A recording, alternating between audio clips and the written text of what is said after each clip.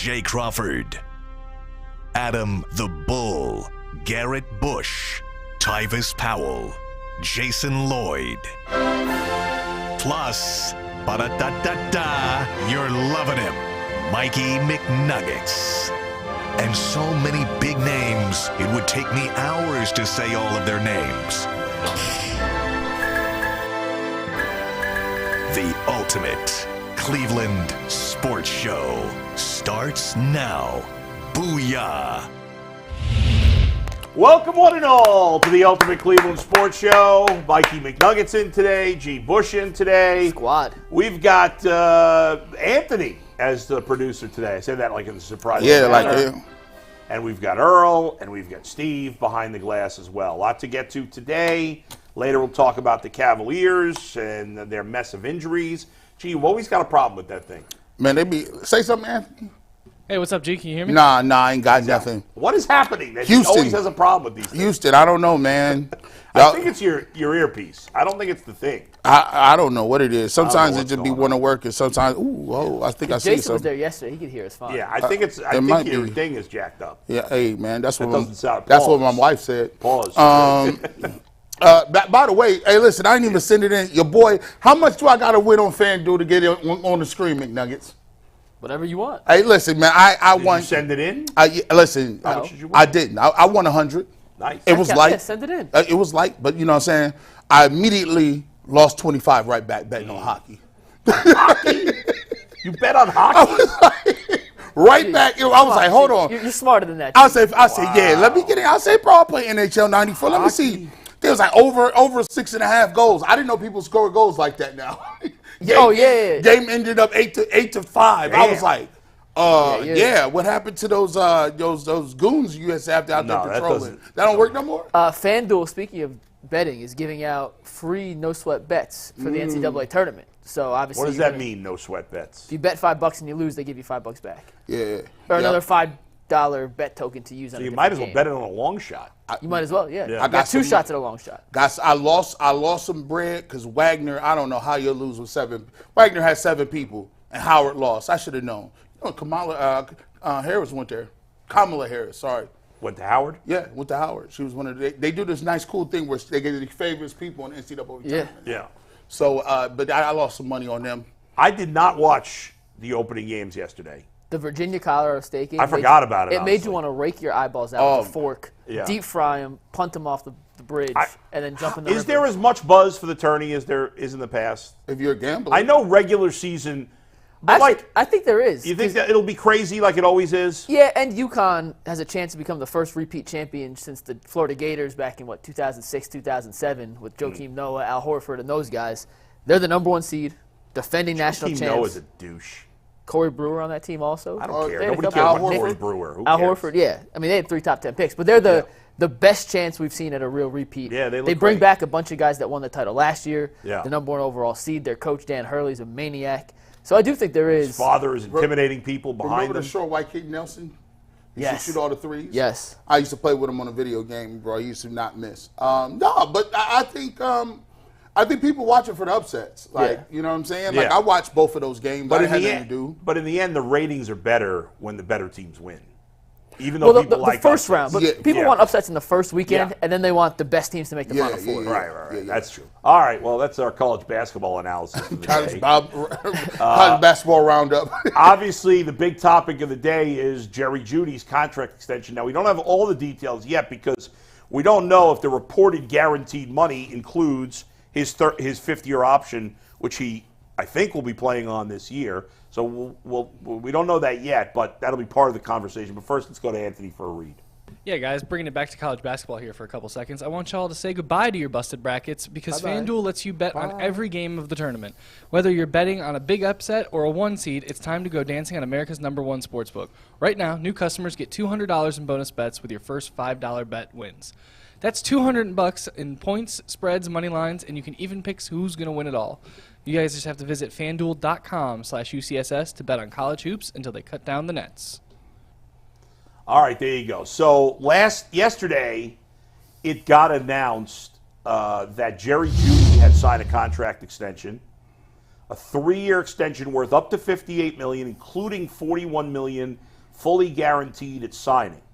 Now, what we don't know is, because agents like to make these things look as good as possible, and usually guys like Rappaport get this information from the agents and not from the team. I mean, he even tweeted, deal was negotiated by the agency and the agent, so you I don't know why they put that there, because no fan cares about that. Is there any fan that cares about but it's for who was good, negotiated it's for good faith, so they're going to keep getting sweeps I guess in the future. so. But anyway, so the 40, was it 41 or 42 million? 41 guaranteed. So 41 guaranteed. Now, there's a big difference if they're including this 5th-year option, which is ridiculous to include it, but if that's what is included, because then if the 5th-year option is what, 12 million? 13. 13. So now it takes it down to 28, which is in line with some of the other free agents.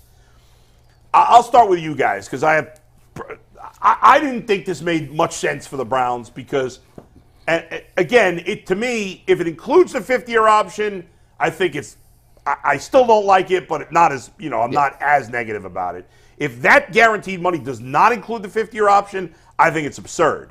But you guys go ahead. I guess with the caveat of if it doesn't include the 5th-year option, then I'll change my entire thought process on this. But knowing how Andrew Berry navigates and knowing what at least the projections from guys I trust on the cap like Jake Burns and Brad Spielberg of PFF have said, it does include the 5th-year option. So when you first saw these initial they don't numbers, know that. That's what I'm saying. So I'm going to go guessing, and it might be it's probably a smart and they're guess. pretty good on that stuff. So I'm going to, the opinion I'm giving you today is based on what I'm hoping is true, which is it does include the 5th-year option. And if we find out it doesn't, which is totally misleading. If it doesn't, I'll come back and I'll change my thought. But for this, I do believe it does include the 5th-year option. I was in the gym yesterday when this happened. I see the number. 4 years, 58, 41 guaranteed. I'm like, 3 years. Well, it's 4 after this one, so through the 2027 season. Yeah. Like, that's a lot of money. At the end of the day, that's a lot of money for a guy who's yet to have a 1,000-yard season. He's come close. But then when you take out the 5th-year option, it comes down to a 3-year, $45 million extension after this year with $28 million guaranteed. Right. And this is what the free agent contracts look like this summer. I hate this, Mike, and I don't like you did this. No, let me just it's let me not just an apples-to-apples Yeah, but comparison. it is to an extent. No, it's not, because it is. Those guys were free agents. He wasn't. So it doesn't matter. He got a contract extension based on what he would get in free agency next summer. They're paying, because Andrew Berry's paying him now. Those players had options of where they could play. He did not. Andrew Berry's paying him now to get ahead of the potential of next season after 2024. Jerry Jeudy with Deshaun Watson or whoever's at quarterback for the Browns has 1,000 yards, 8 touchdowns. Coming into a weak free agent class for 2024, he could be getting Calvin Ridley-esque money. He'll be 25, a former first-round pick, coming off his best season. The price tag for a player... Well, Calvin Ridley not coming off his best season. But I'm saying Jerry Jeudy would be. He'd be getting a deal closer to Calvin Ridley than he would be to where he's viewed now, which is Gabe Davis and Darnell Mooney money. So when you take that 5th-year option out of it, he's essentially getting paid $45 million over 3 years, $15 million annual average value, $28 million guaranteed, which is right in line with the Moonies, the Davises. It's more than those guys. It's $2 million more over 3 years. It's $6 million in total. Like, it's essentially within that same range. And we asked the question on the Monday after he signed. And the Deebo Samuel one, why is that in there? It's Curtis Samuel. Oh, Curtis Samuel. That makes more sense. Yeah, Curtis Samuel, and that was the next biggest free agent wide receiver contract. 3 years, $15 million in Buffalo. He replaced Gabe Davis. We asked, rank the 4 receivers, Jeudy, Hollywood Brown, Gabe Davis, and Calvin Ridley. We all said he was right in that same tier as Davis and them. So you're paying slightly more for a guy with probably a little more potential. I see why the Browns did this. I don't necessarily agree that he has any more potential. I mean... Come on, it's a first-round pick as opposed to a 5th-round pick. Well, that doesn't... I mean, so does he have more potential than Amon-Ra St. Brown then? No. Okay. But he's proven a lot more than Gabe Davis has. No, that's fair, but Gabe Davis has got 15 more touchdowns than he has, right? And fewer catches and yards, though. Well... I'm just saying, like you can nitpick what stats you want to base this off of. The point is that those guys are free agents, and free agents are always going to get more money than a guy under contract. And so I don't like that comparison. But Berry's bidding against himself here. Right. There was no reason to do that. But if you wait and he balls out, then you're going to be paying $25 million next season. Would you have? Yes. How many yards would he have to put up for them to pay $25 million next year? 1,100. Yeah, I don't think it's a crazy number. You think if he got 1,100, he's getting $25 million next year? Yes. Calvin Ridley just did. And he's Calvin older. Ridley got what? What was Calvin Ridley's contract? $50 million, 92 guaranteed over 4 years. And it's not 3 years. 4 years. Yeah. 90. That's not $25 million. 92. What's it, 23 22 million. and a half? 92. 4 years, $92 million is crazy. And he's older, coming off a season where he had 1,067 yards. Okay. Jerry Jeudy gets anywhere close to those numbers, which I think is very realistic, assuming Deshaun Watson. He's younger than Ridley. Right. Less injury prone, doesn't have the gambling, suspended for a whole year situation Okay, Ridley so has. I don't think it's crazy to say if he had a great season. In advance to save essentially $6-7 million a year. That's clearly what Andrew Berry did, yeah. Okay. Which is what they did with David Njoku, and it worked out. But it's also. How about with Jack Well, I was going to say, there's also the flip side of the Jack Conklin situation. We can't just bring up the time it worked out. We got to bring up the time. I was getting to both. Get yours in there. Well, I was going to go there. Yeah. Listen, David Njoku signed a 4-year deal, $54.75 million contract with the Browns, $28 million in guarantees, and $17 million fully guaranteed. I went back and rewound the show. We all hated it. They was up in arms. All hated it. And I said, well, listen, they paying them for his skill set and what they think he can do with possibly Deshaun Watson. And the thing is, you go and look at it and you go back and you rewind time, you say, okay, it makes sense. Because the Browns are operating in a different way. If you look at what the Browns are doing, the Browns aren't necessarily going out and hitting home runs in the draft. They hit their home runs on trades. Yeah. Their best players they do a good job of saying, let me take a look at this player that's playing for this team. Let me evaluate him. Let me forecast what he would do in our system. They bring him in, and it seems to work. Now, give me the examples of that. Amari Cooper. Yeah, but Amari Cooper was way more proven than Jerry Jeudy. He wasn't a projection. They did the same thing on Elijah Moore. But he didn't do anything here. That didn't work out. That didn't work out. But I'm just saying that I don't think have the Browns ever acquired a receiver that had been underperforming and he performed better here. I don't see that. Amari Cooper. He didn't have his best year. Guy's been excellent his whole career. Go back and look at them. His season, this past season, was his best statistical career. I mean, wait a second. But he's been good. It's not like he wasn't good and got great. Best statistical season by what measure, Mike? I'm pretty sure it's his highest yards. Okay, let's see here. Let's take a look at that. So Amari Cooper. Steve, there's a graphic with he had 1,250 yards. Right. Okay, you're right. It is his most per year, but not significantly. He had an 1189 season with Dallas. He had 1153 season with Oakland. He had an 8-touchdown season with Dallas. What was his last yardage with Dallas? He had a bad year with Dallas the last year, 865 and 8. But the 2 years before that, he had 1189 and 8 touchdowns and 1114 and 5 touchdowns. Basically the same he's done here. Because he was making a boatload of money, though. Right. He was making bread. And Jerry Jeudy and Amari Cooper are not a comparison. Listen, he was a proven wide receiver. I'm not going to say that he had 5,000-yard seasons before coming. What I'm saying is, it's not apples to apples. It's not apples to apples when you talk about their specific career, but it's the framework of what their idea is. Nobody would have gave David Njoku that money. Now nobody talks about it because it worked. I think when you watch, and I gave the example earlier, and we were laughing and joking. Yeah. The Browns are not good at evaluating and picking wide receivers in the draft, right? I said that's the equivalent of you in high school. You're in high school, you don't have no abs, you don't play anything, you don't got a basketball, football jersey. Heck, you ain't even in the band or the glee club. And the cheerleader, the worst looking cheerleader, invites you and asks you to the dance. Guess what you gonna say? Heck yeah, I'm going to the dance. No questions asked, you don't care about her personality, you just doing it. The Browns are like, hey look, Schwartz, David Bell did not look good. We got it out. They've been coveted Jerry Jeudy, as he said, for 2 years. 2 full seasons. 2 full seasons they won him. Why did you have to sign him now? Just to potentially save money if he has a breakout year? Because we playing gymnastics with this cap. Yeah. How come nobody was saying a week ago we should pay him? Well, here's the thing. You agreed, I think, that they shouldn't pay him. They doing gymnastics with this cap. They restructured everything, moving stuff around. Yeah. They're like, listen, if I could get him now for this price, rather than him play well this year, and then I got to pay him 10, 15, 20, 30 more $1 million as a free agent, I get him on the cheap. All I know is, and this is a fact. It better work, though. This is a fact.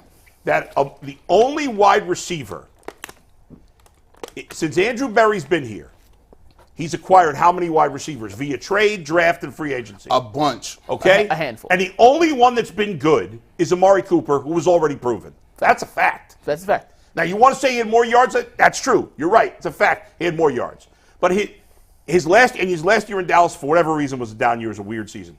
But the 2 years before that were basically equivalent to what he's done here. I'm pretty sure his last year in Dallas was the Cooper Rush year too, by the way, which probably plays a factor in it. So what Amari Cooper has done for the Browns is not surprising. It wasn't a projection.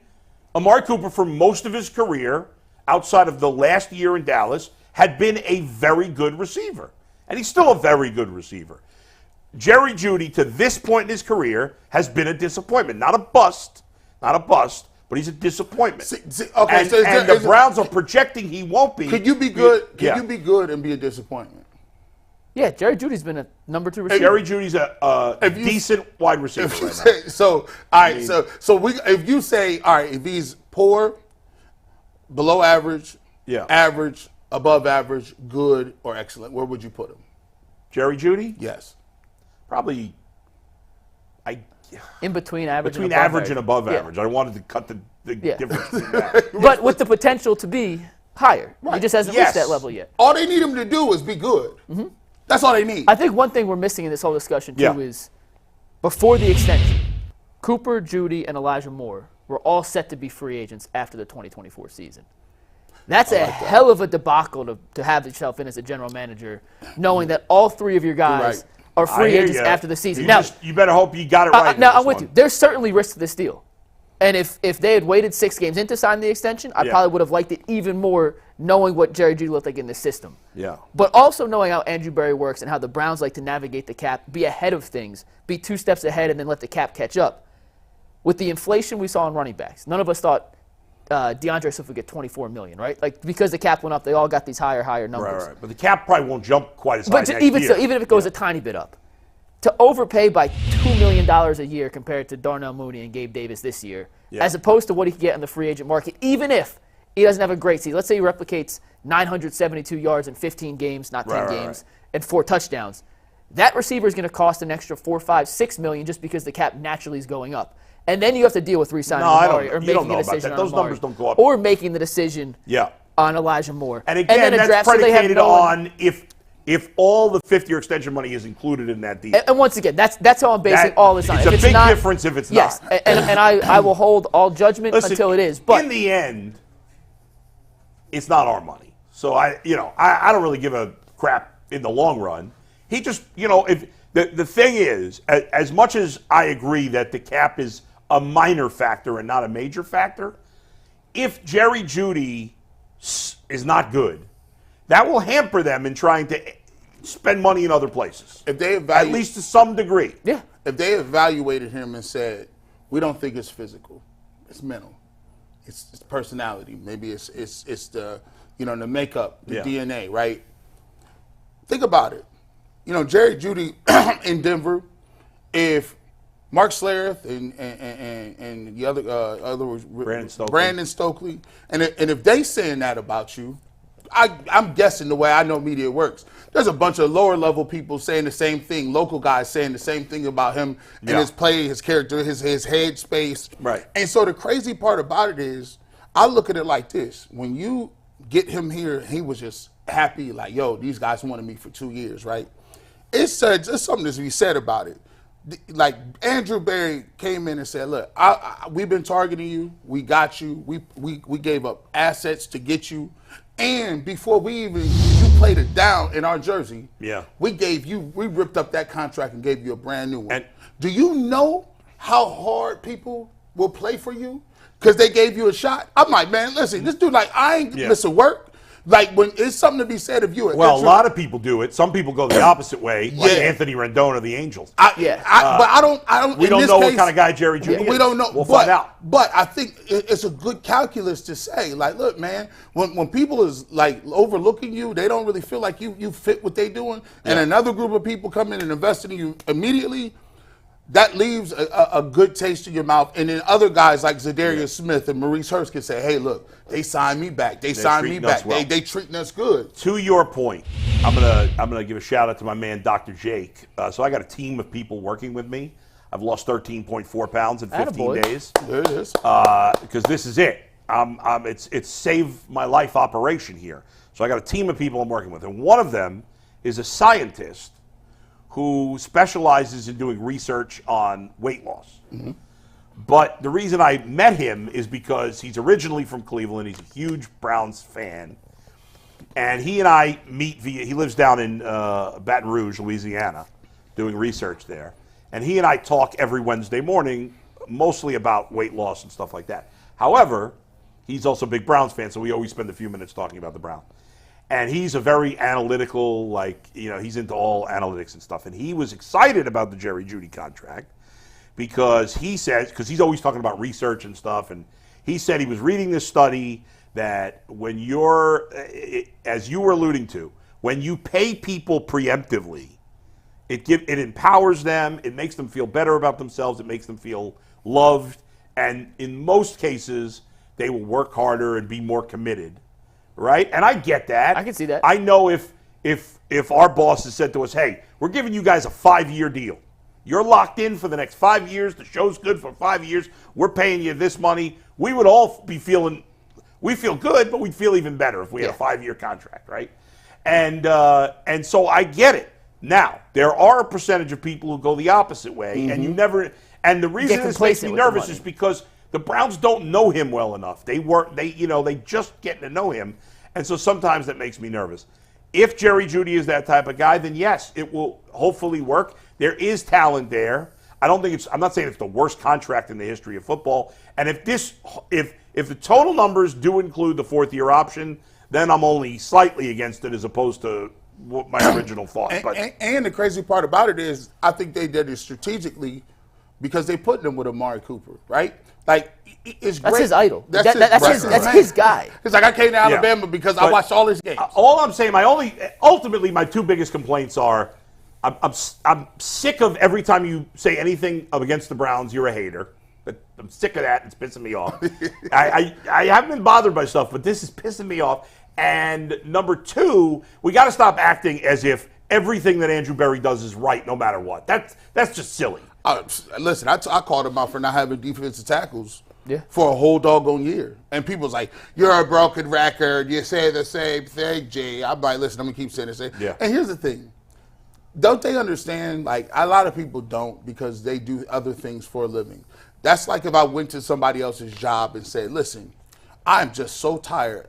Every time I see you, you're putting the mail in the mailbox. And he was like, yeah, I'm a mailman. Yeah. That's what I do.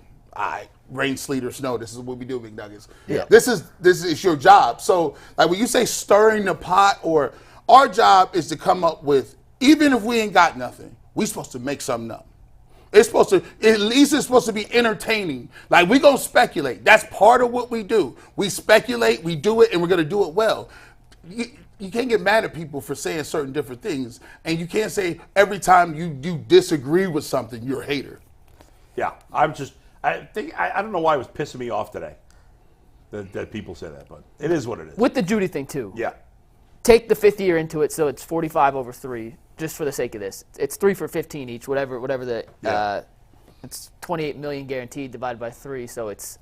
If it's not included, it's 3 years, $20 million essentially. Yeah. But if it is the $28 million over 3, it's like 9.5, whatever. Yeah.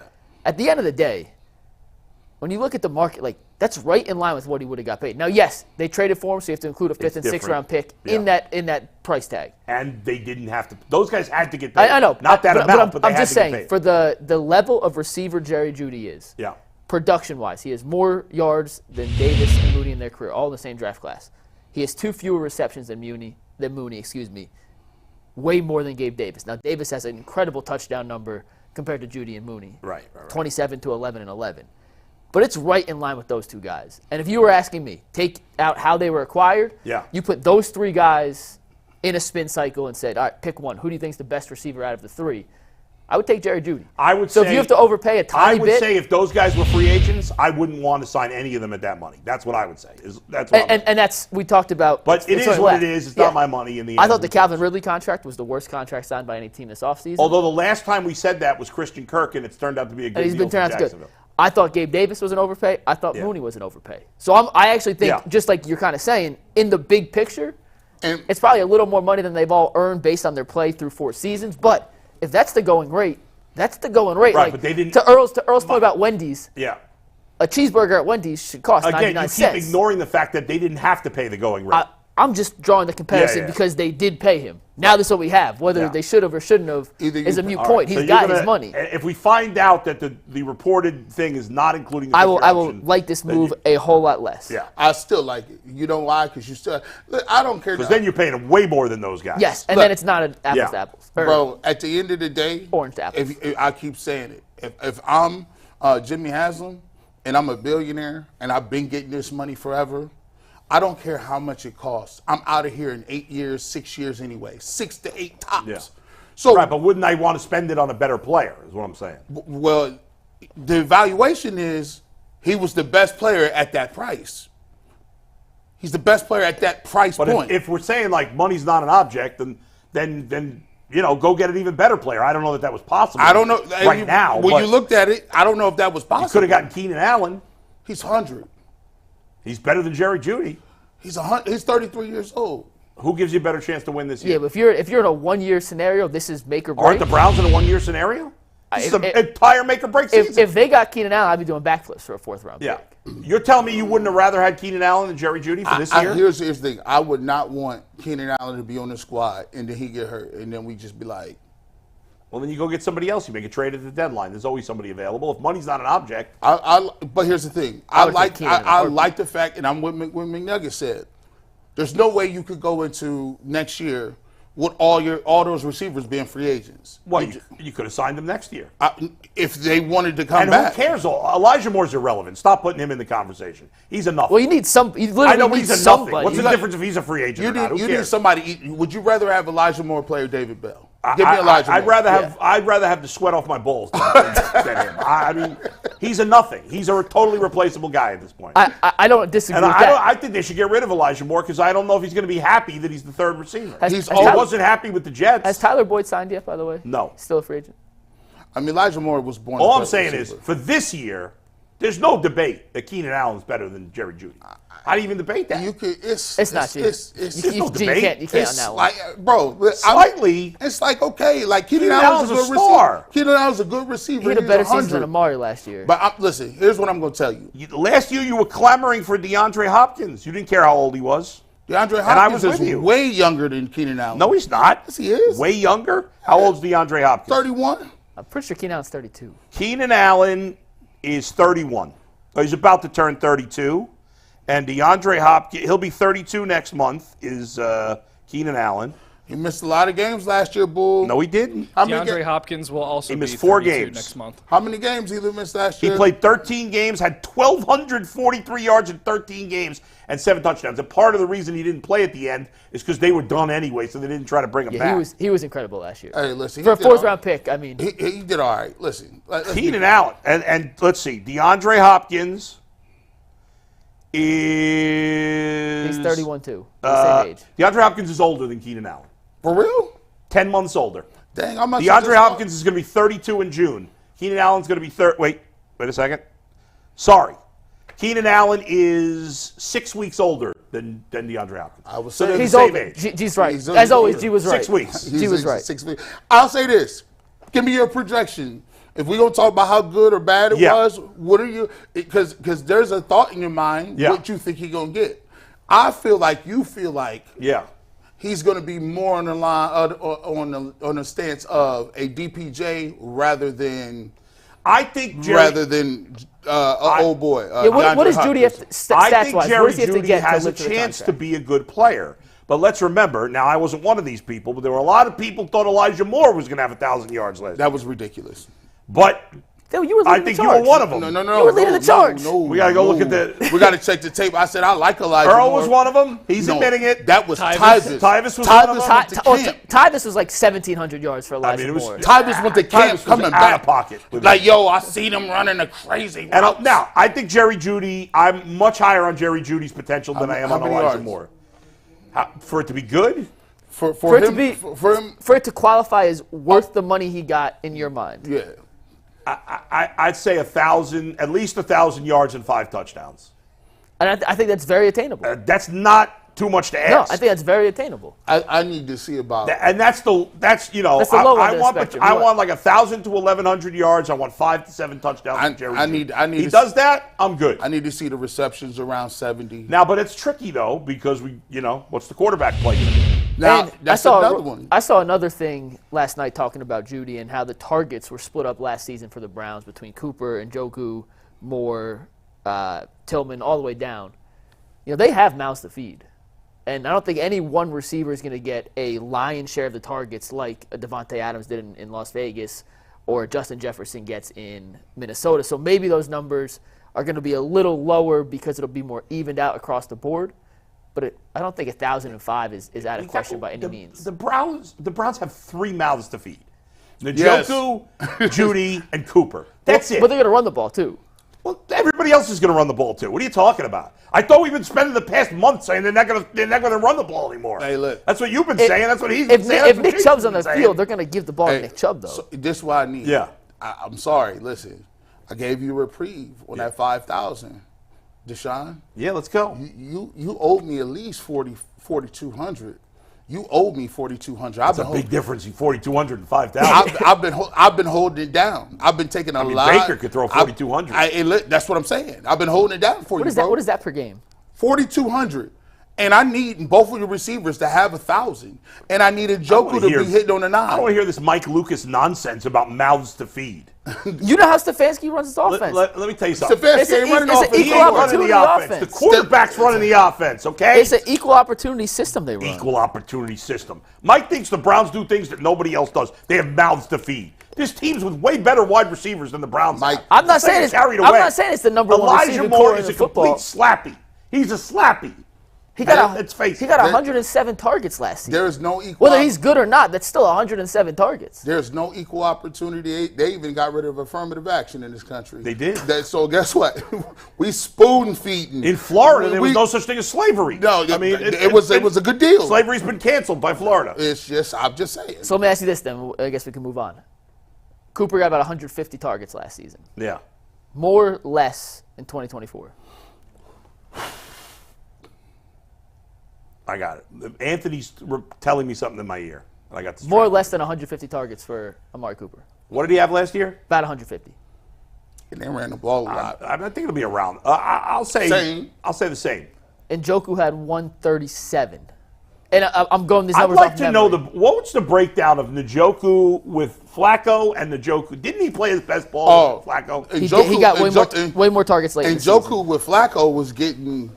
I felt like every other play he was getting touched. We talked about, Njoku had a tremendous season, but we weren't saying that early in the year because he hadn't done much early in the season. If you give me 1 second, I can tell you the exact breakdown. Yeah, I'm curious on that. He definitely saw more target share and receptions later in the year as it went on. Yeah. But his game-by-game breakdown in terms of targets. Yeah. Internet's moving slow as hell today. I don't know, Mike. You got to pull it together. It's not me. They cut off your producer internet. I went off Wi-Fi. I'm going to look it up. Game logs. All right, I got it right here. Okay. He had, so in week 1 against Cincinnati, 3 targets. Week 2 against Pittsburgh, 4 targets. We don't even know the team. Go ahead. Week 3, 4, 4. He was out against Baltimore. He had 7. That was DTR. Yeah. Mm-hmm. Out against San Francisco, only had 4. Indianapolis with P.J. Walker, 9. Seattle, Walker, 8. Arizona, Deshaun, 6. Baltimore, Deshaun, 9. And then here's where it goes crazy. DTR against Pittsburgh, 15. Then with Flacco, 9, 6, 8, 14, 9, 8, sat the last game. Yeah. So, with Deshaun, he didn't have as big an amount of targets. That'll be interesting. Generally outside of that one game, the Baltimore game, he had a lot of targets. Well, generally speaking, right? 9 targets. Yeah. You going like if you playing against, Deshaun Watson want to go downfield, and so usually they're going. All right, I could check it down if I'm playing a good defense. You know what I'm saying? They're not going to give me time to go downfield. But other than that, I'm going up top. So that's another thing why I like the Jerry Jeudy move is because he's not a burner. But when you watch his little highlights, he's a yak guy. He's a guy that can move after the catch. The guy can go up and do some things. He's bigger body, bigger target. He's been a good big play player. Yeah. Right. Right. His biggest problem with Denver was the drops. And drops, yeah. Well, he was bad with the drops, one of the worst in the league, and that's got to be cleaned up. That's one of the, and his consistency in general. I saw a stat, last thing. Yeah. Him and Cooper are now the only tandem in football that have double-digit 40-plus yard plays over the last season and a half. Or something along those lines. But right, he had a lot of... Cooper had 12 and Jeudy had 11 in whatever stretch they were looking at. So probably over the last 4 years, I would assume. Does this move prohibit the Browns, would you say, from what is it more likely the Browns draft a receiver or not draft a receiver? Still drafting a receiver. With this move. I don't think it changes anything. I always believe, unless it's a quarterback, that always take the best player. That's how I feel. I always say, I was listening to NFL radio. By the way, kudos to SiriusXM NFL radio. I mean, that entire network is trash. None of their shows are any good. The hosts on there are really unbelievably bad. It's amazing. You'd think a sport with this much money could have better hosts. They never talk about what's going on. It's always like, there's a big story in the NFL. Let's break down the Carolina Panthers today. But anyway. Yeah, they do that oddly. Like randomly, they just pick a team and it'd be like out of the blue. And they have guests on too many guests. It's just ridiculous. But why did I bring that up? I was too busy making fun of NFL Network. You said you was listening to NFL Network today. I was listening to it yesterday. What were they talking about? Draft. We talked about Jerry Jeudy drafted players. Best player available. Oh, yes, thank you. So they were talking about the draft yesterday. They were about how many quarterbacks are going to get drafted. I put it on for a second because I wanted to see if they were talking about the Bengals signing Trent Brown, and then I got pissed off that they were talking about the draft 5 weeks before and all these quarterbacks that are about to be busts that are going to get drafted in the top 10. And the one host there goes, well, Minnesota's got to take a quarterback. I never understand this mindset of got to take a quarterback. If you don't have a quarterback, yes, you have to at some point find a quarterback. But you shouldn't take a quarterback just because you need one. You need to be confident that guy's going to be good. It's not an exact science. Obviously, you never know. But this idea, I've always hated this idea where you have to take a quarterback if you don't have one. If you don't believe in the guy, reaching on a guy makes no sense. It's like Desmond Ridder. You're like, yeah. Or at least he was a second-round pick, though, as opposed to trading up for this J.J. But McCarthy they just situation. wasted it. They knew he wasn't going to get nothing popping. Right. Or Matt Corral. Like, you knew you was not going to be the dude. Why would you wait? Like, you might as well get you a veteran. Like, because if you get a guy in the third round, you're not invested to him. Yeah, but for every situation, there's like this chance you get a Brock Purdy. Who's the guy from Tennessee Titans? Malik Willis. No, well, then last year was Will Levis. Will Levis. But a lot of times these teams, I think, talk themselves into ignoring the downside on these players. The Giants traded up for Daniel Jones. Right, because they're so desperate to get a quarterback. And that's just dumb. Yeah, but at least with quarterback, I can understand it to a little degree. With any other position, to me, it's stupid. Yeah. This idea that, well, let's look for the Browns' biggest weakness, and we have to take that position. No, if there's a guy not worthy of your draft, when you're drafting, and listen, by the time the Browns pick in the second round, if they stay there, okay, you'd think there's equal talent at many positions. But I'm not going to take a wide receiver or whatever. We'll get to it. And a wide receiver or a defensive tackle, just because I think that's the biggest need. If I don't think there's a player worthy of me, if there's a running back or a safety, then I'm like, this guy, I had him as a first-round talent, and he's still there at 58. I got to take him. And if they take a receiver, I'm all for you. Best player available. I don't think. I mean, the Browns. They're in a great position. It shouldn't be a short thing what position they take in the second round. In my opinion, except for say for some reason there's some crazy something happened, and say Jaden Daniels falls to you for the Browns. No.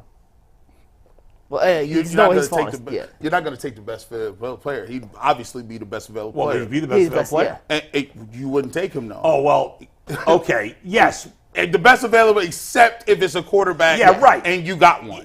That's the one exception, of that's course. The one, yes. And back to the whole. But in that situation, if that somehow happened, if I were the Browns, I would trade out so somebody else can trade up and get more things. Last thing on the draft best available. they still have 2 receivers of their top 3. I know you're going to yell Elijah Moore's not one of the top 3, whatever. Yeah. Moore and Cooper about to hit free agency next season, unless there's another contract extension involved. You have to add a receiver in the draft, whether it's 54 or later in the rounds. Yeah. To just have the bodies at this point. So they don't have to draft. Again, they don't have to. There's other ways, as we've seen. I'd be surprised if they don't draft a receiver. It's likely at some point they will draft a receiver. So I said it doesn't have to be 54. However, but you've drafted receivers. None of those guys. If any of those guys were any good, you wouldn't be worried about it. Well, that's why I'm hoping. Well, they could do the same thing and draft another slappy. Well, hopefully at 54, you're picking a much bigger pool of receivers left until maybe 73, 74, 99 like they did with Anthony The Schwartz. reality is most of the top receivers were drafted in the first 40 picks. Yeah. Now this year, not all, certainly. The receiver class is really extremely deep. So there's a chance the best available player just happens to be a receiver at 54. For whatever it's worth, I know he has some crazy takes, but Chris Sims he had Marvin Harrison third. As his third best receiver behind the 2 LSU guys. He done lost his mind. If you want to put Neighbors ahead of him, I disagree, but at least I'll hear you out because I know it's not a lock. But Thomas, he's not even top 3. You know what it is when you got to do it. Listen, when you doing mock drafts, you just got to switch it up every. You can't have the same mock draft. It's boring. So they just switch it up. All right, let's switch up to quarterback. The Browns are apparently signing Jameis Winston today. Is it official now? Yeah, he's officially signing it. Steve, you can take Anthony was panicking here, about this. It's big news. Big news. Jameis Winston is signing his 1-year contract today worth $4 million plus up to another $4.7 million in incentives. A league source tells Cleveland.com.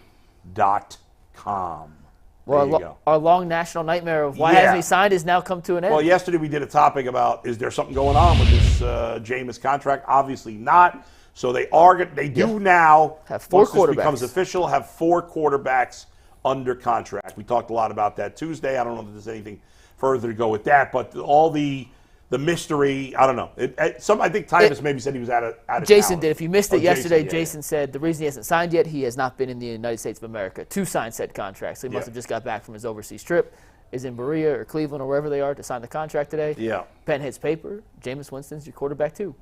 Man, listen, he's going to be fun to watch. Not fun to watch, but fun to listen to. He's going to be giving you he's going to be giving you all kind of quotes. Yep. All kind of joints. And like I said, let me keep it real. I'm going to stick to it. Yeah. Jameis Winston going to be playing a lot of football this summer and in camp. Yeah. A lot. You're going to hear a lot of definitely in these like off-season camps. Oh, yeah. Listen, they're going to start talking about how good in the locker room he is, how great the guys around him like him. He's a real true leader. All the stories that, I didn't gave away half the storylines for beat reporters. He talking about how he came back from the crab legs. I love crab legs. What happened?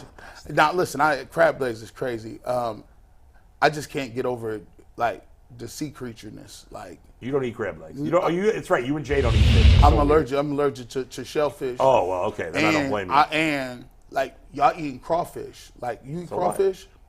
I would, if I was in New Orleans. It's not worth the effort. Food. It's not worth. But I love lobster. I love shrimp. I love scallops. I love clams. All that stuff, man. How do you not eat that? You eat that stuff, Mike? Yeah. Anthony, you and Earl, you guys eat that stuff? I like shrimp, but rest of seafood, nah. Earl? Yes. Earl and Mike are the only ones with sense. My wife took me to a Korean barbecue, right? And all I wanted to do was just go home and put my shoes up. I just got this thing. As soon as I get my shoes, I gotta go put them up. So she comes a lot of meat, and you don't have to eat fish at Korean barbecue. So we go to the Korean barbecue. We sitting down. Yeah. And she fooled me. At first, they brought all these nice little fresh vegetables and stuff, and you cooking it. I'm like, this is good. Beef chicken. You did a good job, man. Hey, shout out to you. And then she waited me out. She said something in this foreign language to this little waiter. And he just nodded and just ran back real quick. I'm like, what'd you say to him? Don't worry about it. She thought I was going to be gone, she was going to get this off. Bro, they came back with all kind of sea creatures. All kind of tentacles. No beef, no pork, no chicken. Tentacles. And you wouldn't eat it? Wouldn't eat it. I'm petrified. I don't like that. But you're allergic to shellfish. No, ain't no allergic. I don't like squid. I don't so like you're not allergic. No, I am allergic, but I specifically don't like squid. I don't like. It creeps you out, bro. Squid is. Dude, you never had fried calamari? Calamari's delicious. I don't even like people saying it like that. Stop saying it. Like, just, you know what I'm saying? You brought it up. I used to have to organize the raw calamari when I worked in the kitchen, and it was the nastiest thing in the world. Bro, I can imagine that bro, raw. Bro, listen, so you don't eat sushi? Bro, no, I'll pass out.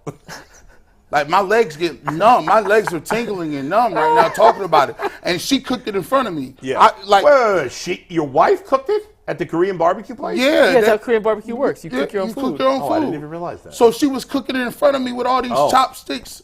I said, bro, you're a brave woman. Listen, I almost... Tell her to take me next time. I'll go with her. I almost hit her with the irreconcilable differences at that point. I literally was like, listen, we just can't be together. I said, when you get home, you better wash your hands and brush your teeth. All right, so Jameis is QB2. Crab Wait legs a second. aside. We're talking about crab legs with me.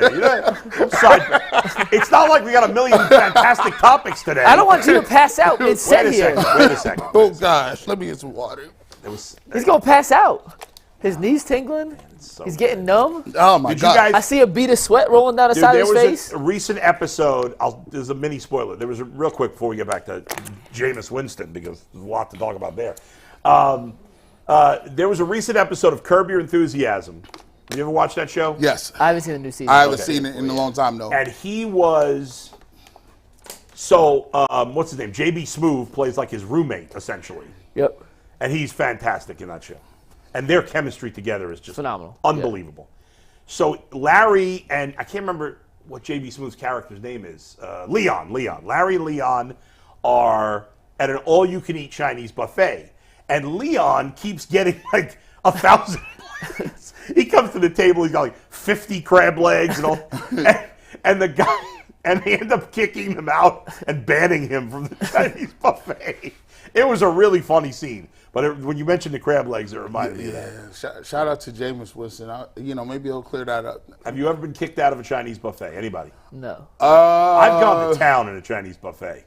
I mean, to town. I got kicked. I've got kicked out of college. I got kicked out of restaurants, but for what? Eating too much? No, I was just with an unruly crew. Oh yeah, okay. I was with a bunch of white guys, and they were drunk. White guys are out of control. Yeah, stupid white guys. Yeah. All right. Hey, we're talking about Jameis Winston. Go ahead. No, we're going to move on to Deshaun Watson starting rehab this week because he can maybe throw. But before that, we're going to get to basketball later. And if you guys are trying to score some tickets to the game tonight, there's no better place to go than Game Time. You guys can get official deals right up to the start of the event. Even an hour after it starts, it's the place to find the last-minute tickets. You can find exclusive flash deals, sponsored deals on football, basketball, baseball, concerts, comedy, theater, and so much more. Just download the Game Time app, create an account, and use code LOCKEDON $20 and get $20 off your first purchase. Terms apply. Again, create an account and spell out LOCKED ON, LOCKEDON, for $20 off. Download the Game Time app today. All right. So let's talk about Deshaun Watson. He is going to start throwing this week. May have started yesterday, for all we know. Yeah. So David Njoku, where is he? L.A. They're out in L.A. So he's out in L.A. David Njoku has joined them out there. Quincy Avery, his quarterback coach. Yeah. I guess it's a positive that he's throwing now. I don't know what the timeline was supposed to be. I've heard some people say he's ahead of the timeline, but I don't remember hearing a timeline. Well, if he's starting to throw this week, it gives him about 5.5 months until stuff starts in August. So he'll be throwing for that long before camp really gets going, right? That's really 4 months. Yeah, the training camp starts in 4 months. Yeah. Right? Sorry, I did the math wrong in my head. Now, I could be wrong. April, May, June, July. Yeah, 4 Yeah. months. Man, it's going to be late July in 4 months. That's depressing. Summer ain't even got here. Yeah. And you still counting it out. I know. That's the thing. Training camp starts in a little over 4 months. Yeah. That's the thing that football does to you. Like it robs you of your summer enjoyment because you want to get to football season. So, and then you get to football season and then it just goes crazy quick. Like you're like, can you believe it's week 12? I know. But dog, like here's the thing, man. I'm not rushing it. Like, bro, listen, if he ain't like, it does me no good to have him throwing right now. Like, if he's throwing great, if he's not throwing okay, like, all right, like, what are you gonna throw April? Like, as long as he's ready for the season, like week 1, I could care less how long rehab takes. So Anthony sent a question for this topic, and he said, let me just read this. Watson could begin throwing this week, report from Mary Kay. He could be throwing Njoku and Quincy Avery. Despite Quincy Avery, he's the negative in this whole situation. Because I don't know. Maybe he needs a new quarterback coach. Should he be working with a different quarterback coach? Do we trust Quincy? Does Quincy Avery work with other people besides him? Yeah, a ton of other quarterbacks. Yeah. Really? Yeah. They trust him? He comes off as such a buffoon in these podcasts to me. Well, see, here's the now thing. I don't like him because he was really nasty to Didi for no reason, and so I got a beef with the guy. I mean, whatever. Actually, somebody pointed out to me that reminded me that they mentioned on the podcast, which I don't care. But the way he attacked Aditi was disgusting, and so he can go F himself. But so that's why I'm taking shots at him. I don't know if he's a good quarterback coach. He trades a lot of quarterbacks. I know Geno Smith works with him. Yeah. There's a bunch more. I can't think of the top of my head, but there's. I talked to McNuggets about that about this. Like, nowadays. I declared, like I was sitting there and I said, you know what? The regular media is over. And somebody said, what do you mean with the regular media is over? Like, nowadays, like athletes finally realize, all right, well, screw it. I'm going to just do my own podcast. Right. And so now. The regular media is not over just because guys are doing their own podcast. But. They don't need us. They don't need regular media in the same way they used to. Before the regular media was a necessity. It was a necessity that you got along with your beat reporter in your town, right. Or you had connections in the media where people would put certain things out. It's still better to have decent relationships with people. No, I don't think they at this point they're like, look, I can go in a podcast with Cam Newton or Deshaun Watson, and I can say anything I want. True. And I could just. But wouldn't you rather, in a perfect world, get along with the media in your town than not? Yes, but not to the point where you have to do something you don't want to do. But I mean, you don't want to purposely be antagonistic. I think they don't trust the media anymore. They don't trust that they're going to be fair brokers. Well, that's unfair. I'm just telling you what they're doing. They all have their own podcast. They all got their own. Well, not all. I mean, because they control their own narrative. They control their there's a lot of times, right? So say for instance you get in trouble, bro, or something happens, it gets broke on the local news, it gets put in the paper, it's in a magazine. You'd be like, well, let me go out and really say what I did. The team's like, nah, we ain't doing that. Your PR people, the publicists, the marketing, they're like, no. We'll put out a statement. So what start happening is players start being like, well, damn, I'm getting the narrative in the news, and now my own team won't even let me speak for what I'm doing. I would say that I'm more likely to be unbiased than a player is about himself. No. Yes. Yeah. Okay. So you're not getting the truth. Now, people don't want the true story anymore when it comes to sports or anything else. No. That's why everybody goes in their silos for politics. They don't want to know the truth. No. They just want to be pampered to and catered to. And so they want to have in every aspect of life, and that's bad for society, but it is what it is. They want to have a conversation with their boy. Right. Yeah. And if I'm having a conversation with I have never. Not everyone has a podcast, but they have their own Twitter feed. They go live on Instagram. Like sure, everyone has a way to get their own voice and opinion out. The mainstream media, or whatever, doesn't exist or has gone away or is not important. It's important. Some would argue. Yeah. I just watched I just watched Skip Bayless become irrelevant. Well, that's what Dan Le Batard said, but does he think he's irrelevant? To a certain extent, yeah. I mean, if he was irrelevant, he wouldn't be making the money he's making. But once again, we talked about it with players. Irrelevant. Just because you make a certain money, that don't mean to match your production. Well, irrelevant and good is two different things. Remember, I said, can you be good and still be an underperformer, right? Or not meet. So what I'm saying. But what were you getting at? What I was getting at is. I mean, we're mainstream media, aren't we? No. Oh, we're not? I don't think so. I'm no longer part of mainstream media? No. I love it. You haven't been with it for a long time. You can't tell somebody to go F themselves on regular mainstream. That's true. That's fair. Yeah. I love it. I'm not mainstream media. You're not man. So a lot of players is like, I see Maurice Claret. He was on with Cameron and Mace. But this dude, Maurice Claret was going off. On Saban. Yeah. He was tweeting about it. I retweeted. He was going off. Yeah. He's 100% right. I say, dang, he could say that. And then I realized he's on with a rapper. Yeah.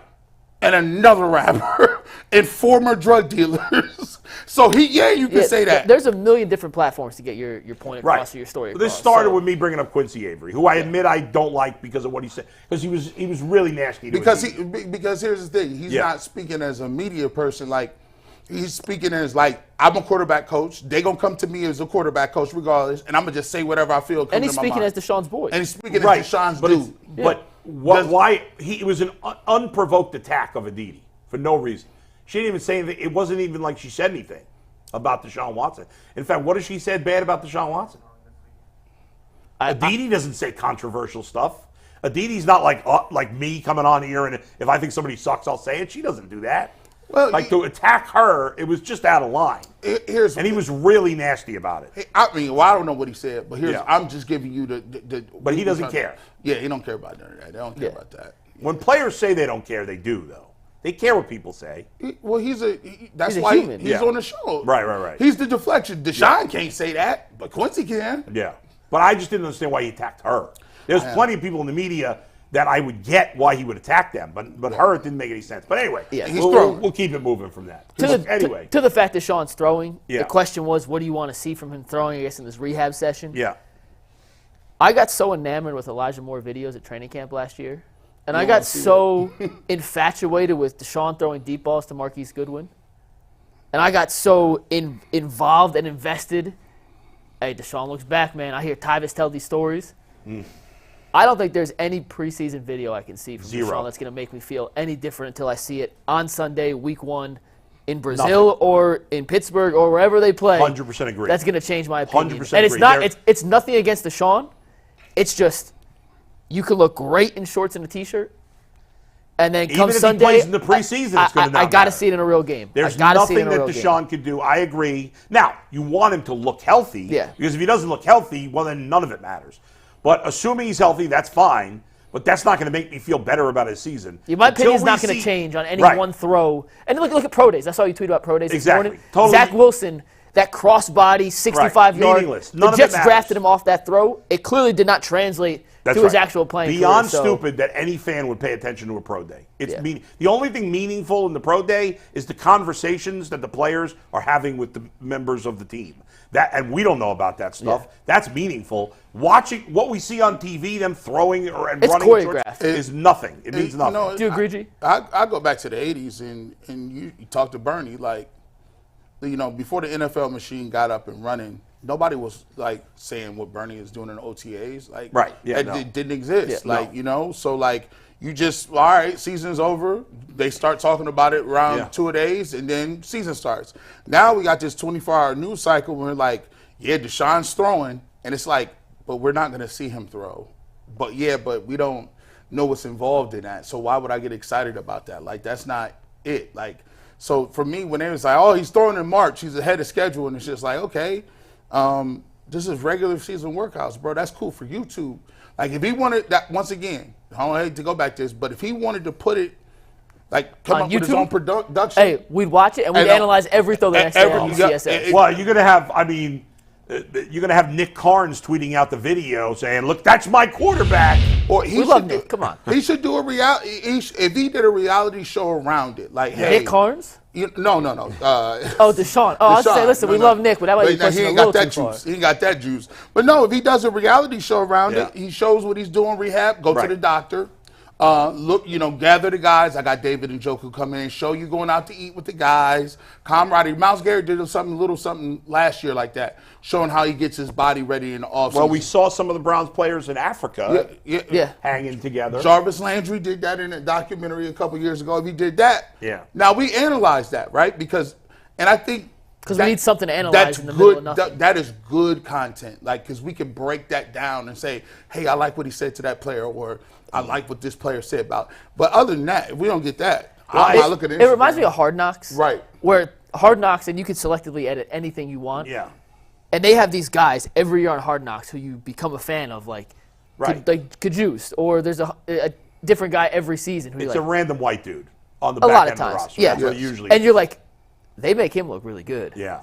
And all his throws or all his catches, it's like, and then he actually comes to cut time, and it's like, He's cut. You never hear from him. And the guy, what you're talking about though is, as fans, you like when you feel like the players like each other, that they're friends. Yeah, it makes you feel good. Or if you think like Deshaun and David Njoku and Jerry Jeudy are all friends, they like each other. It makes you feel warm inside. Or he's like, I gathered the guys up and we did some community service over. Yeah, you like that. They can do things to really make him look very polished and good.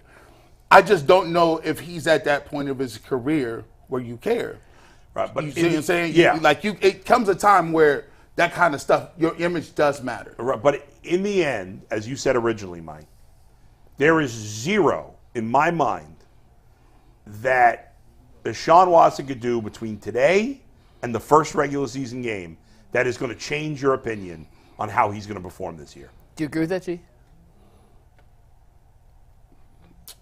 Outside of a preseason game, which you said. I'm just saying, including preseason. I've seen. Well, you said you don't want him to play in the preseason. I did, but if here's the thing: if he has 5 good throws in a preseason game, I don't care. If they leave him in a half and he plays and he sprinkles the football around, and Nick Chubb plays, well, Nick Chubb probably won't play. He's not playing. But if he sprinkled the ball around to these guys, Jerry Jeudy get involved, and he looked good.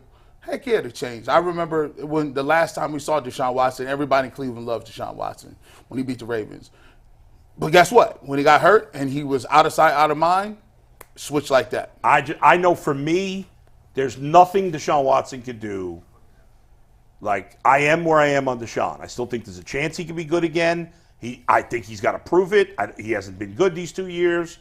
I'm not going to believe my percentage chance of him being good again is not going up a single point until I see him play in the regular season. I can't. This always gets me. I don't understand. I don't get it. He's played 11 games. Yeah. I've never seen people make their mind up in that small of a sample size in my life. I'm not making my mind up. I'm not saying it's over. No, I'm just saying. I'm saying for 2 years with 11 games, he has not performed. 11 games is and then look. But injuries is part of the thing. It's been 3 years. If we're being honest, it's been 3 years. He hasn't played at a high level since 2020. So he sat out a year, right? His choice. His choice. Yep. I can't. If I'm gonna knock Michael Jordan for sitting out, I gotta knock. He sat out. That was his choice. Yeah. Got hurt. He got suspended for 11 games. Yeah. I don't think he should have been suspended 11 games. But he would have still been suspended for at least 6. Okay, well, that's at least 5 more games he could have got on track. Potentially. And then he played, 5-6 games this year? And was hurt the rest of the year. In the end, G, I'm not – if I said now – he's done. He's never going to be good again. No. That might be unfair. No, I'm not saying that. I'm judging him on what I've seen for 2 years. I'm not saying for what I've seen for 2 years has been a huge disappointment. But I'm not saying for you. I'm saying there's people. There are people who are totally fan base that are like he's never going to be good. They're totally done, and they might be right. I'm not one of those people. But when they traded for him, yesterday we played the tape of when I was on the air. I did watch that. And I went bananas because I was excited, and I'm like, that's it, quarterback problem solved. Right now, I don't feel that way. I'm not saying it's not solved. I'm saying I don't know if it's solved.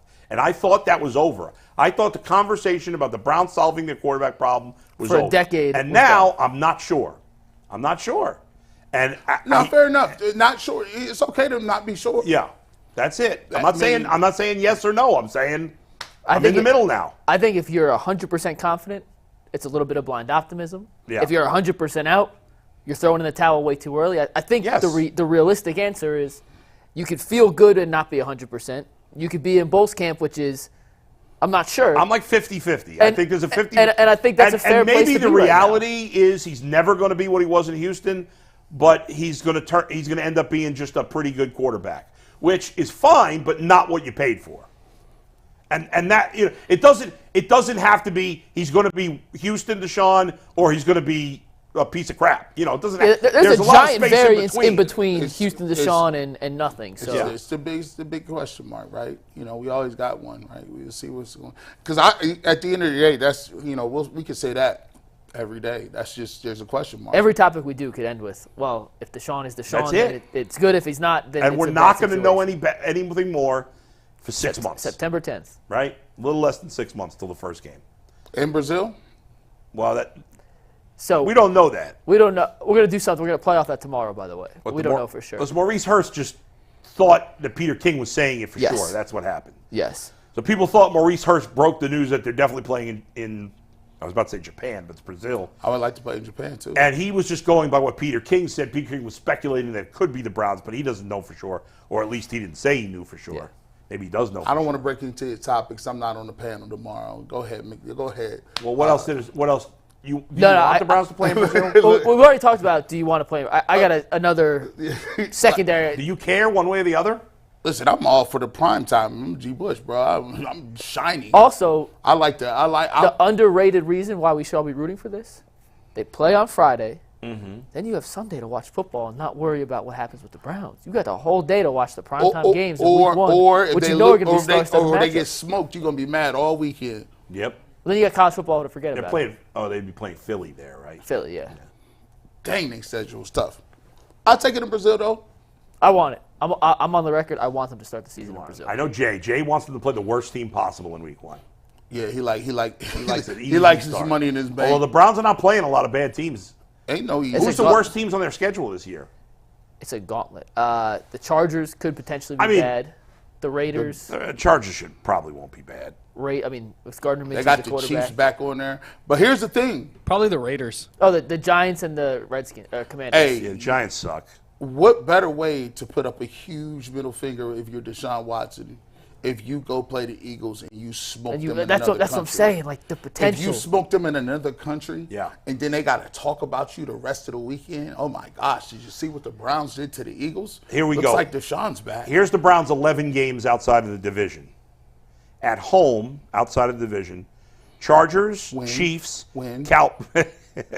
Cowboys, Win. Giants, Dolphins. Win.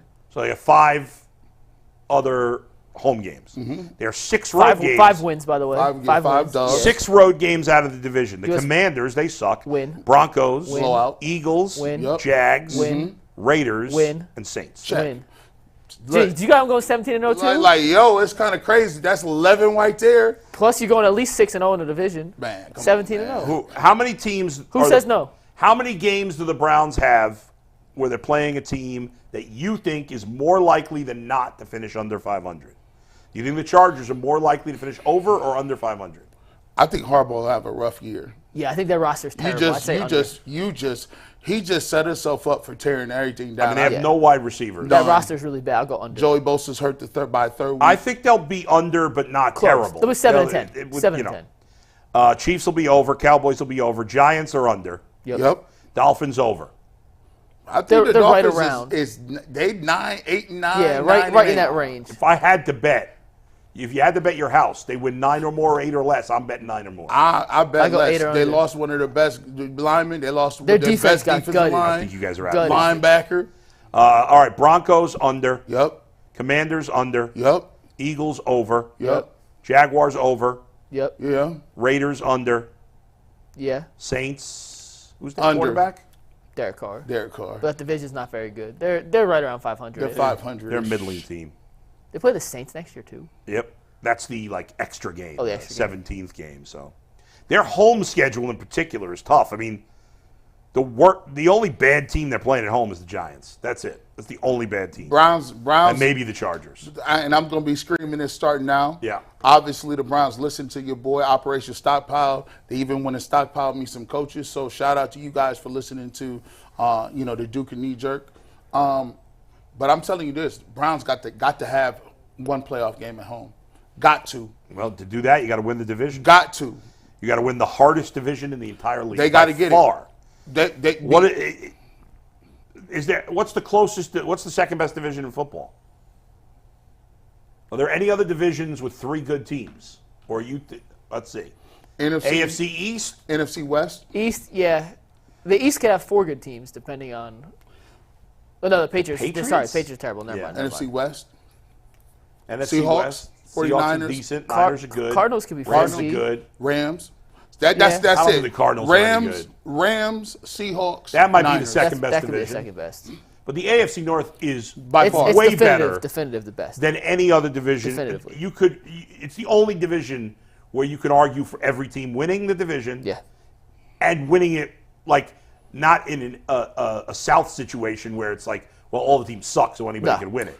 It's because all the teams are good. Yeah. I guarantee the AFC North will have the most primetime games.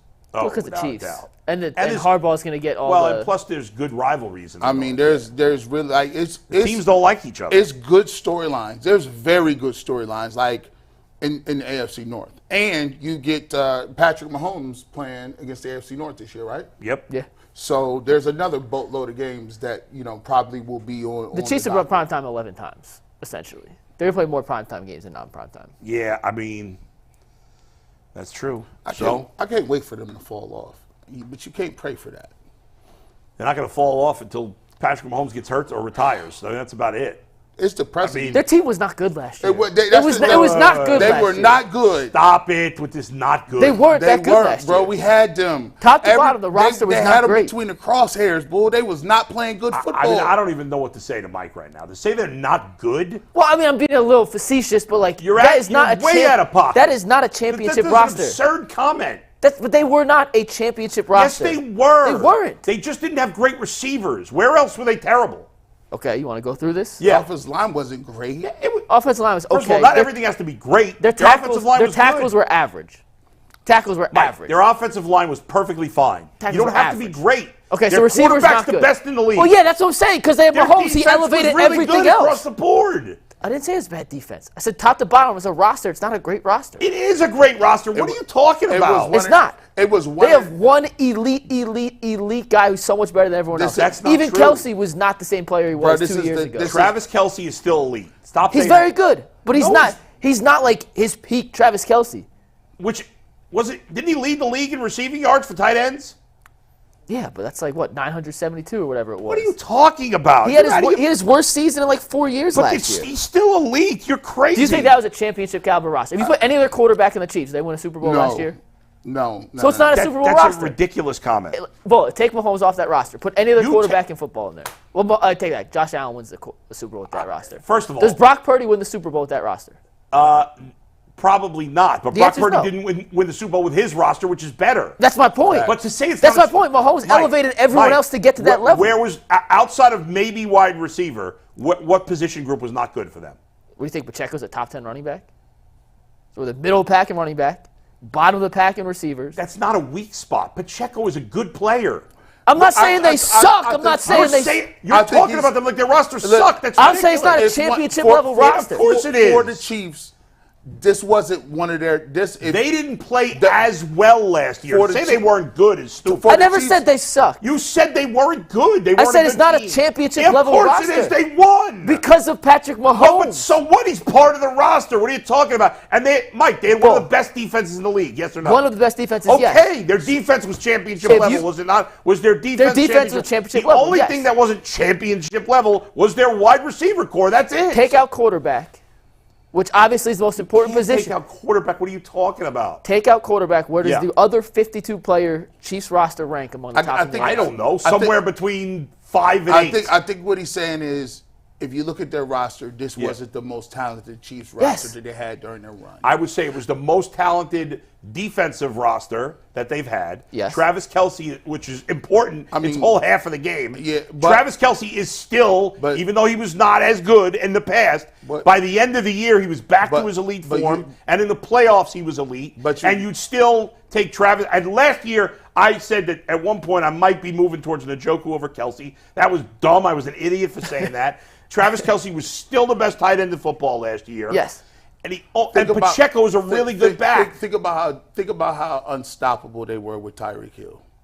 I mean, they have won 2 Super Bowls since he left. What are you talking about? And if they had him, they would win more Super Bowls. They can't win more. They can't win more. They've won every one without him. But they would have won by more. They would have gone. They'll be more dominant. They'll be more over more. You're out of your mind. My point of that is. Where do you think their roster is minus quarterback? 13th? 20th?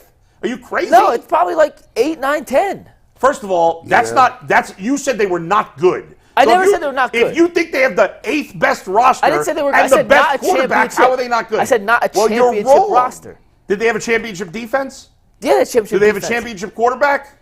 Well, yes, Patrick Mahomes is the best player in the history of football. Do you need a great running back to win a Super Bowl? No, we've proven that. So then what else what else? I'm saying when you take Patrick Mahomes out of the equation, which I know you're going to say you can't do, but you're looking at a full roster. It's not one player. Yeah. Mahomes raises the tide of everybody else. Of course. He makes everybody else better than they actually are.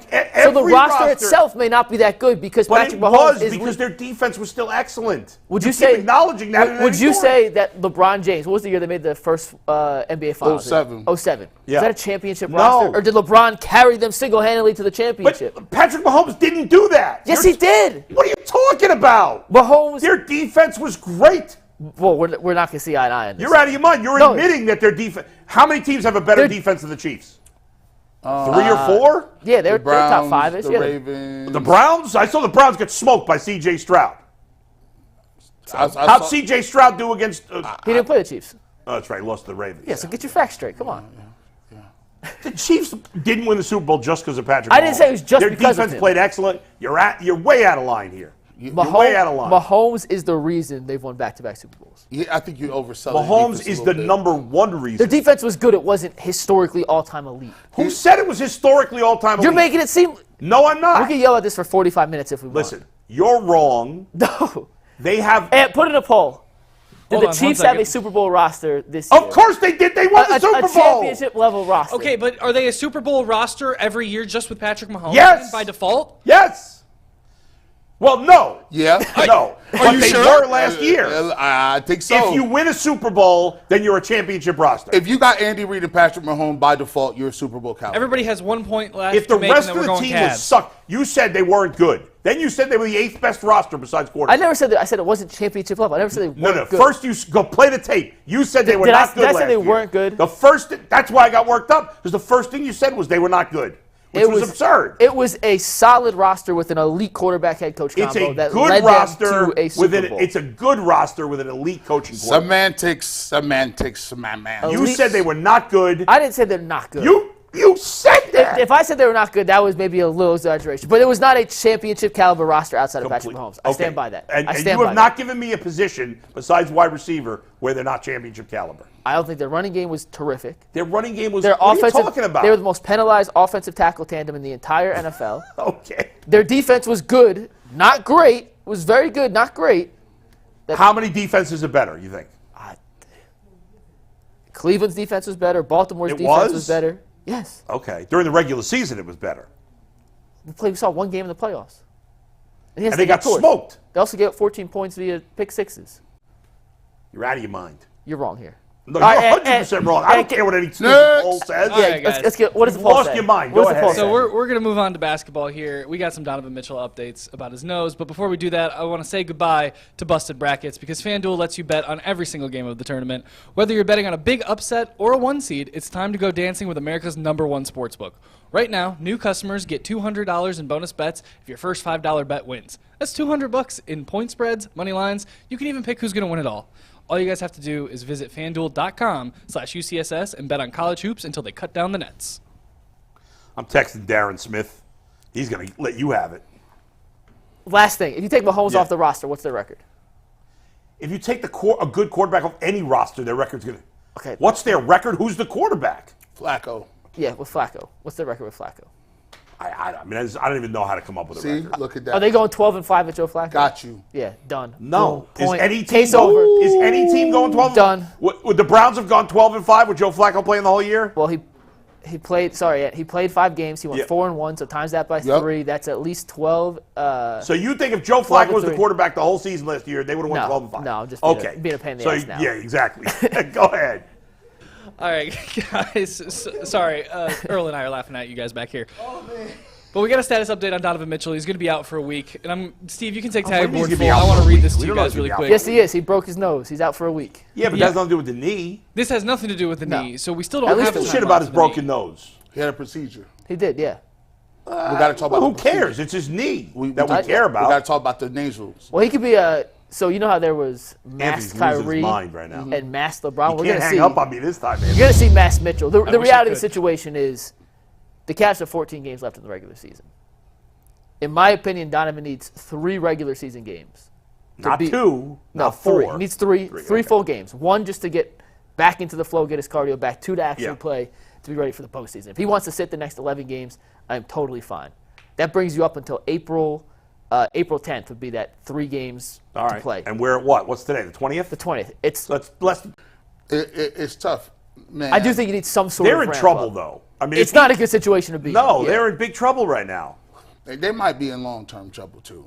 And I know people don't want to, really get to this, but you gotta ask yourself a question. Do you have a championship roster?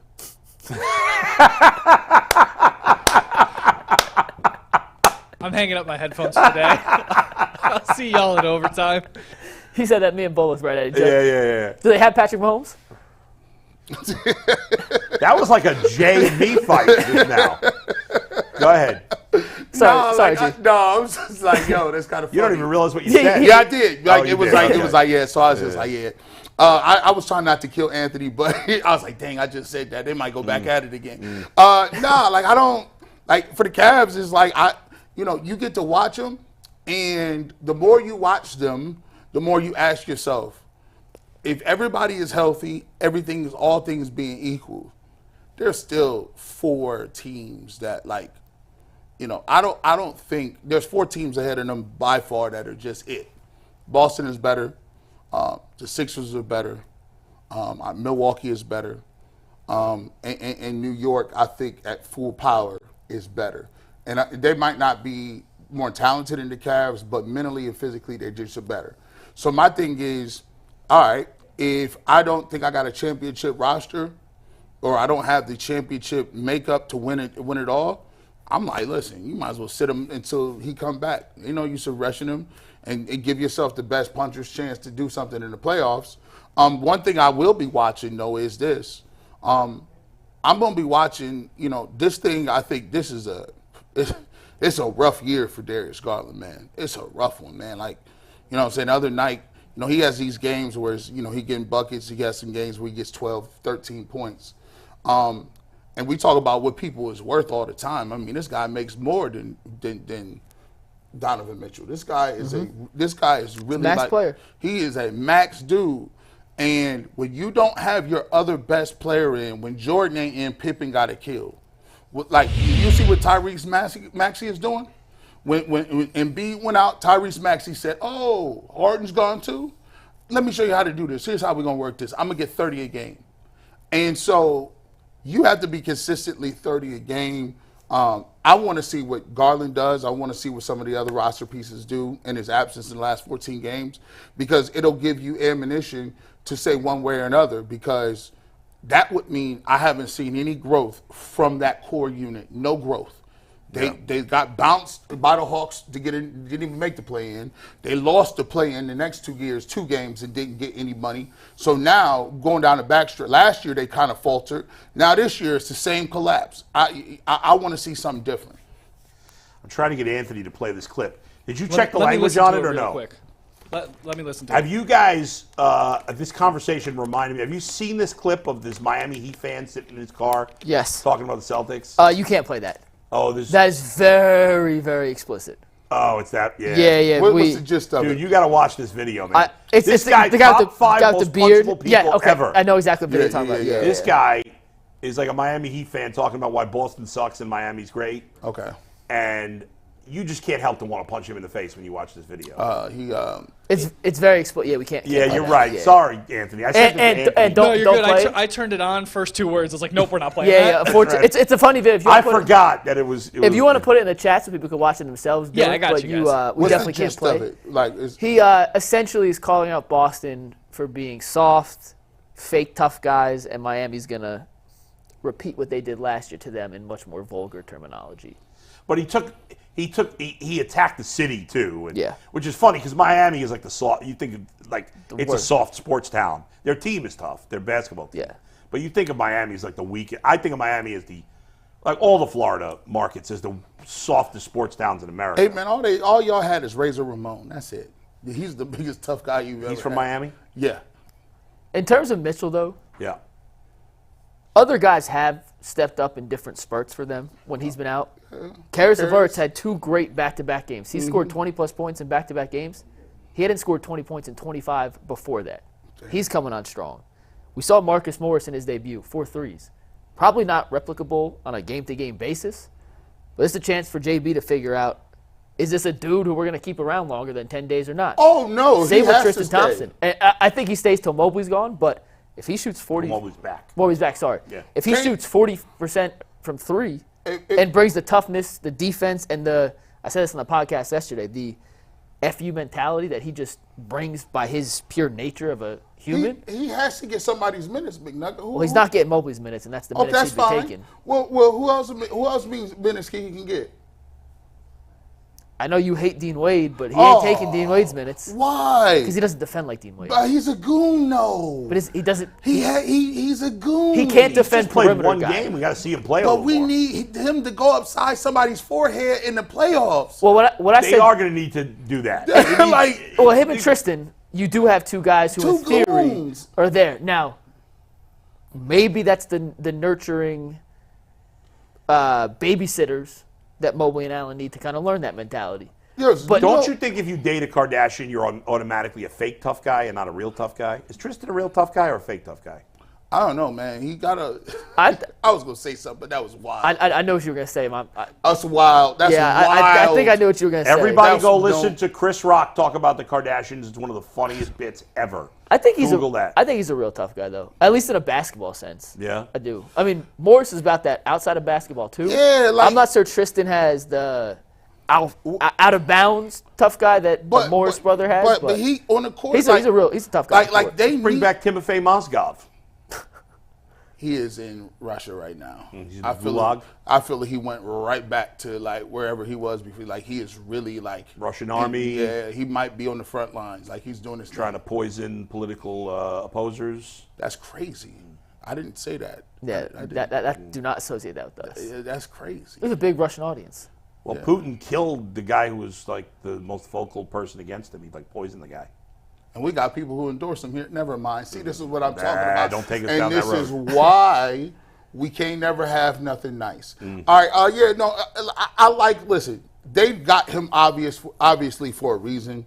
To come in and rough the game up. And here's the thing.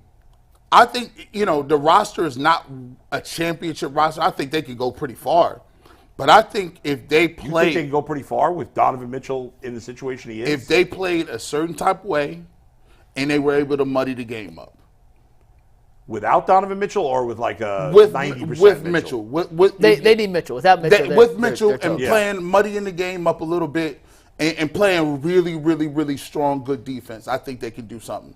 Now, I don't think they can win a championship, but I think they could potentially go to the Eastern Conference Finals if they had a coach that would be able to turn the switches, right? I felt like a month ago I thought the Cavs could go to the Eastern Conference Finals, I did too. But I don't feel that way anymore because I'm worried that Mitchell's not going to be right when the playoffs come at this point. The Cavs were like, it was like when Darius and Mobley came back, first came back from injury, it was like everybody's healthy and it's only 2 months or whatever till the playoffs. And they've had so many injuries since then. It's like now they're getting the injuries at the wrong time. So you have Mitchell, you have Mobley. Strus has been out for almost 2 weeks now. Yeah. And his ability to generate offense off the ball, as a guy teams have to chase around screens, has limited JB's playbook, which we already have talked about on numerous occasions, is not very deep to begin with. He's also a pretty good defender and gives you some lineup versatility. Him being out's hurt him. Mitchell and Mobley, obviously 2 of their 4 best players.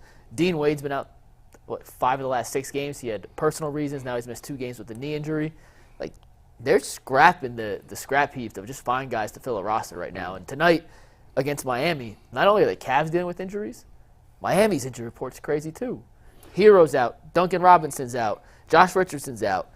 Jimmy Butler's a game-time decision. Kevin Love's not playing. Nikola Jovic is a game-time decision. They could have 7. It could be a 7-on-7 matchup tonight. Does Jimmy Butler still have that weird hairstyle that he's been No, that was like a one-time thing. Oh, okay. But no, I did see him in that State Farm commercial. I think it's what Caitlin Clark? He did have some. Caitlyn Jenner? No, he won with her. She's starting a podcast with Lamar Odom. For real? Great. I told you. He's in a thing with Caitlin Clark? Yeah, State Jimmy Farm. Butler. He has some crazy beads. By the way, I was reading yesterday that the cheapest ticket for the women's Final Four is double the price of the cheapest ticket for the men's Final Four. Yeah. I wonder if that's, though, because of... Isn't it funny? Men's Final Four still gets way more coverage And I think women's basketball is more popular right now than men's Is the basketball. ticket prices, though, because of supply and demand, because they're playing at Rocket Mortgage versus a football stadium? I didn't think of that. I just How many seats in – because they don't sell all the seats in a football stadium do I think they? they sell like 60 to 80,000. Because I remember when I used to go to Syracuse games at the Carrier Dome, they'd close off half the arena for basketball. Yeah, but I think for Final Four, they sell okay. a ton of tickets. So, yes, that would be a factor. Then that's misleading, whoever tweeted that. You know, I could be wrong. I'm just. Well, the guys' game, you know, first of all, there's seven to 10 things wrong with, like, why are you doing possession arrows? It's trash. I like that. I hate the possession arrow. Jump ball. Why do you have two halves? That's trash. Yeah, that's stupid. Why is your shot clock so high? That's trash. I don't want to see you sitting around passing the ball around the perimeter, clapping it up. Like, why is every time you touch somebody a foul in college? And there should be, in the NBA, it's 6 fouls. In college, it's 5. Which is Should be also 6. an issue, yeah. TV timeouts That are out causes of good control. players to be off the court. And they say it's because it's 40 minutes versus 48 minutes, but So what? I don't care. Yeah. The TV timeouts is out of control. Oh, my God. Well, in the women's game, who was saying this? Oh, John was saying It's down this in the other quarters. Only one TV timeout per. There's only one TV timeout per quarter. In, There's 4 in total, college, yeah. there's 5 There's each 4 per half. I could No, 5. 6, 12, 8, 4. Oh, you're right, 4. Crazy right. part about it is college basketball does a terrible job of promoting their players. They almost worse than college baseball Well, now. the problem is, you mean Major League Baseball?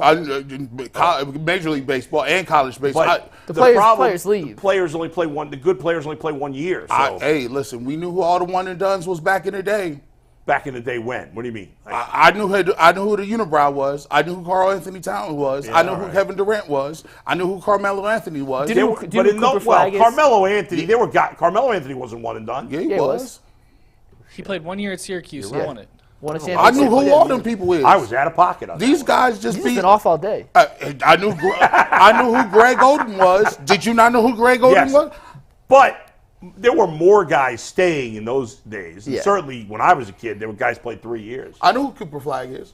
So he's the one and done guy next year who'll be marketed the hell out That's of the it. problem. I think players should be allowed to go straight to the NBA from high school I do too. and NFL That's too. coming, by the way. But it's also bad for college sports, which, Yeah. whatever. It is what it is. Yeah, I think, look, Caitlin Clark is on everything. Yeah. They let her pull up from half court.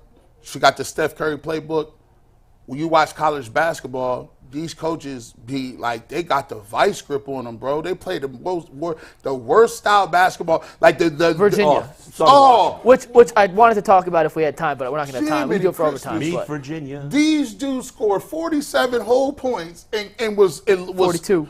Don't give him 5 points. That's almost 10%. That's more than 10% Like more high than school score. basketball. And It's worse. And he thinks he's doing a good job. It's worse. It's terrible. Can't nobody shoot. Yeah. It's terrible. All right, let's keep it moving. Let's get to some Guardians in a second. Yeah, before we Anthony. get to Guardians, guys, remember, if you want to buy Guardians tickets, you can download the Game Time app. They're Game free. Time has the deals on tickets right up to the start of the event. It's an hour before or an hour after it starts. You can still buy tickets there. It's the best place to find last-minute seats. You can find exclusive deals on football, basketball, baseball, concerts, comedy, theater, and way more. Just download the Game Time app, create an account, and use code LOCKEDON for $20 off your first purchase. Terms do apply, but just remember, create your account, redeem the code for $20 off, and you can download the Game Time app today for lowest prices guaranteed. I was making fun of my man Nick Carnes before of all his like silly tweets, where he finds like a wormhole to make everybody look better. This is Nick's tweet. Amari Cooper led the division in receiving yards by a wide receiver. David Njoku led the division in receiving yards by a tight end. Jerry Jeudy is dynamic and finally in position to thrive. The Cleveland Browns have the best receiving trio in the AFC North. Does he forget T. Higgins and Jamar Chase exist? That's why he said trio. That's why That's why you put trio. Wow, I'd still take the Bengals. the but Bengals over. He carves. Shout out to him. He said the most yards in the division. Yeah, We're right. not going to go to like That's right. there. Shout out to you. He's good at that. You are really good with what He's you factually saying who's the best is not factual. It's debatable. Are you saying that he's by far a God level apologist? He and Xavier P, man, you can't say any.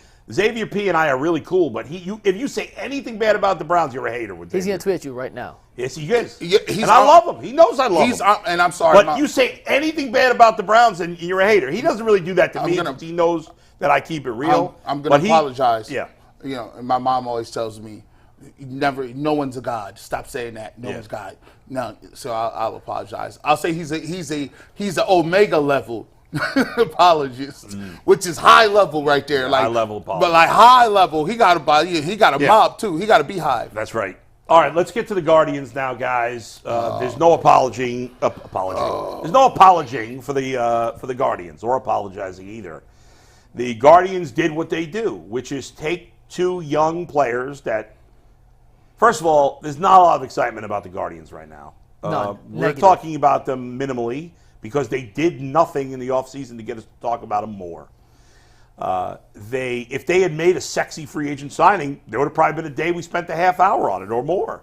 If they had made a big trade, we probably would have done a. We've spent time on the Guardians here in the last month, but it's been minimal time because there hasn't been that much to talk about. The season is starting in 8 days. By the way, the first official game of the Major League Baseball season was this morning at 6 a.m. and the Caught a Dodgers little piece beat of the that. Padres, rallying late to win 5. The 2-3-4 of the Dodgers lineup. Crazy. Mookie Betts, Shohei Ohtani, and Freddie Freeman. As good of a trio. As good as I've ever seen. Yeah. I mean, that's just three of the top 5 hitters in baseball. 5, maybe not 5, but 3 of the top 10. For Once sure. upon a time, we used to do things like that in Cleveland, but we don't have any money for the 30th year. Oh, we have money. Now, once again, the Guardians wasted money on Matt Dolan's Senate campaign, which he lost in the primary yesterday. Matt Dolan has run to be a Republican senator for Ohio twice in 3 years. He's lost both times. They've spent millions of dollars, that family, on that campaign that could have been spent on an outfielder. 100%. 100%. They have wasted money. He was never going to win. He's not Trumpy enough to win a Republican election, and he was not going to win. Bull is an omega level slander of politics, bro. I think this year they wasted $17 million on his campaign. $17 million this year for Matt Dolan, who couldn't be more boring if he tried. Nobody was going to vote for him. They're going to vote for that nitwit Marino, which they did. So there you go. So all right, here we go. I signed my track with my slander. Can I start with this Republican this politics. thing first? Yes. So we saw the news yesterday. We all expected it. This was not surprising by any means. Yeah, I went on a rant and did not say who the players were. Kyle Manzardo and Chase DeLauter. I get why they do it. No. I get the benefits in the long term of why they do it. Fine. I get the theory behind saving these guys, calling them up in April or May, saving that extra year of service time. But, here's why they're 100% wrong. And I'm looking at my phone because I don't want to get any of these numbers wrong because it's that big of a discrepancy. You ready? Manzardo, whatever. If he wants to start in the minors because you have Josh Naylor at first base, fine, so be it. Okay. No. But you could have. What about DH? They don't have a DH at all. You could have finagled it, whatever. No. They're both equally unacceptable. Don't give them a pass. Fine. If you could make the case for Manzardo, I'm going to make the case for DeLauter and why this is a travesty, not just for the Guardians as a team, but for the fans as well. You ready for this? Go ahead. In spring training this year, the entire spring training, here at Chase DeLauter's stats, he's a .520 batting average. That's good. Very good.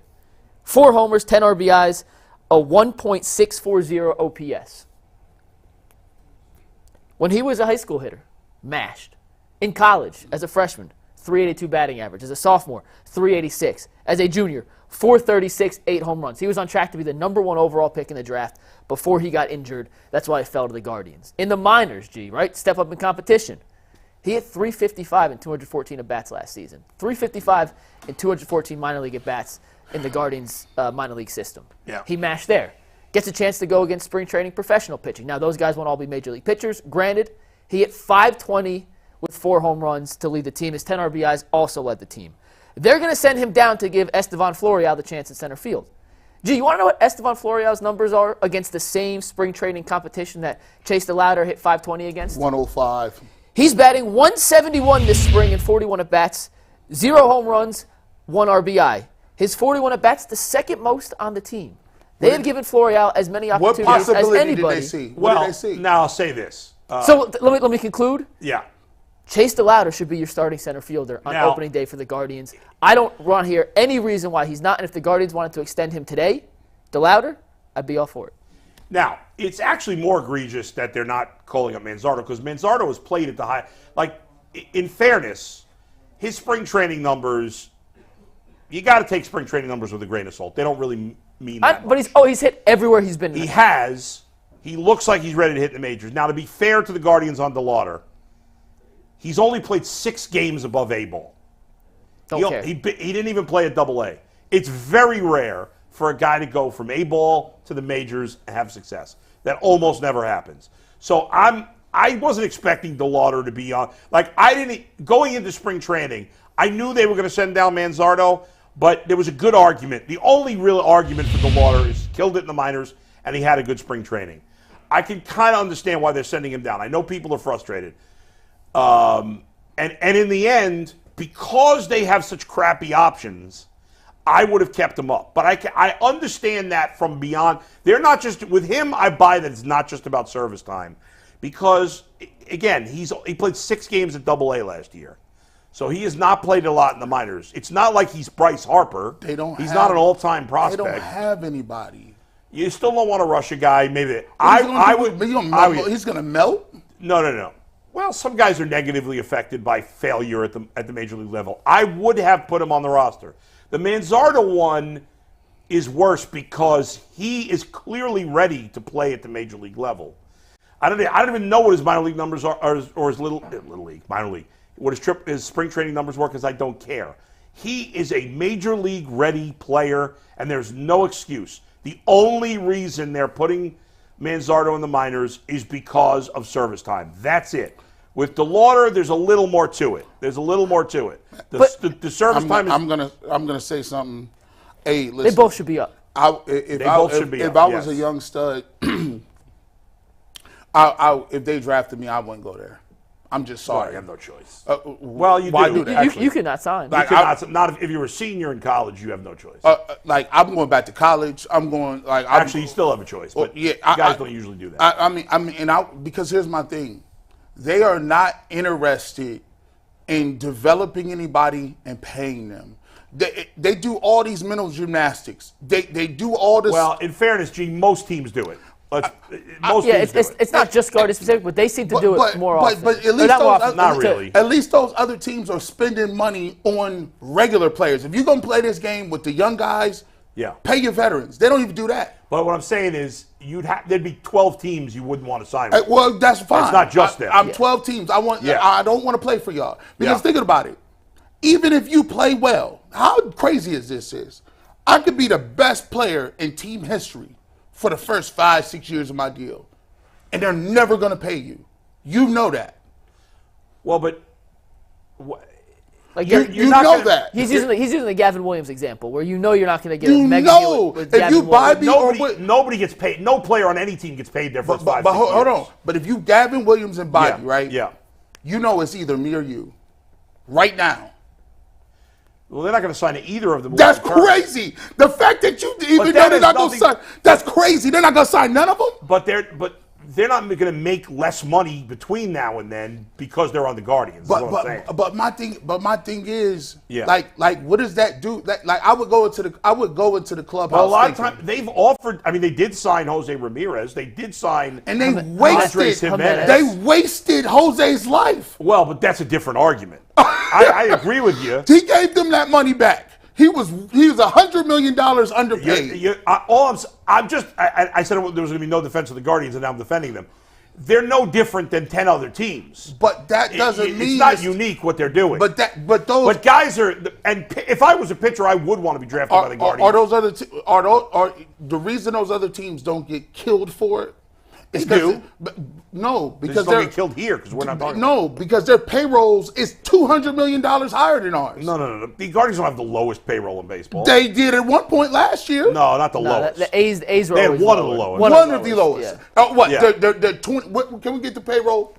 The payroll this season, if I remember correctly, is like 79 or 82 million, something like that. They're like the Guardians are 28th. 28th. How many teams is it? 30 teams.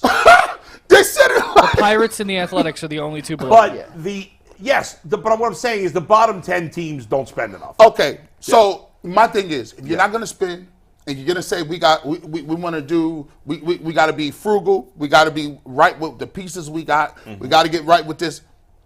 Give us something, bro. You can't be 28th in payroll. You and not trust your young guys. And not trust it's one of the other. young guys. It's one or the other. It's not that they don't trust them. It's that they're playing games, and it sucks for the fans. It's not about the players. The players are not being treated unfairly. The fans are being treated unfairly. Like, we can't, that's what happens. And the Guardians are screwing the fans. The reason I'm so frustrated with the DeLauter situation, and man, you make a great point about Manzardo. I was just looking at from first base. You have Naylor. You could platoon him. I get all that. Yeah. The thing with DeLauter is, okay, maybe he's not 100% ready yet. We know sure as hell Miles Straw can't hit. And Florial, I just looked up his professional numbers. He's got granted it's not a ton. He's 150 MLB at bats. Yeah, but what you're saying about DeLauter is he killed it in the minors. Go look at Florial's numbers in the minors. He killed it in the minors too. Well, at least let's see if he can do it in the pros. What's the point? The majors. Yeah, what's the point in waiting? My point is, if the Guardians had Shohei Ohtani, they'd screw that up too. They would say you're only going to do one thing. If they had King Griffey Jr., they'd never put him in the outfield as that young of a player. That's why when you watch other teams, you see, oh, they got a kid, he's a stud. Bryce Harper's playing day one. Day one. That's pretty unique. Listen. All right, so Florial, I got his career. The Guardians have had some young players. Yeah, you're tripping here, Bull. Sorry. Yeah, go ahead. His career minor league stats, is a 268 hitter. I don't judge guys based on batting average. What are you talking about? What number? Look at his home run numbers. He's got 102 career minor league home runs. And what does Chase DeLauter 2,066. What does Chase DeLauter have? He has no home runs in the minors. He's barely hit any home runs in the minors. Well, I don't know. He doesn't have. He hits 214 at bats versus 2,666. There's a reason he's a career minor leaguer. There's a reason because the Yankees didn't have. He's barely. How many at bats does he have in the majors? 143. That's not a lot. But it's still 143 more than another guy who has been absolutely raking at every level he's ever played. I know, but he's only played in A ball, Mike. He's not a kid out of high school though. Like he was a 3-year college player. He's 22 years old. I hear you. So we're gonna stockpile him. Yeah. And maybe we'll just give him to other teams like Nolan Jones. When are we going to see people? In the end, I would have given – some of the things you're bringing up is no-brainer reasons I disagree with. But in the end, I would have given Chase DeLauter a chance because it would have created some juice. If you had started the season with Chase DeLauter and Kyle Manzardo, it creates a little juice in the fan base. It creates a little juice on the team. And, yes, most guys, if they fall on their face, can go back to the minors and still turn it around if they're going to be good players. It doesn't ruin their careers.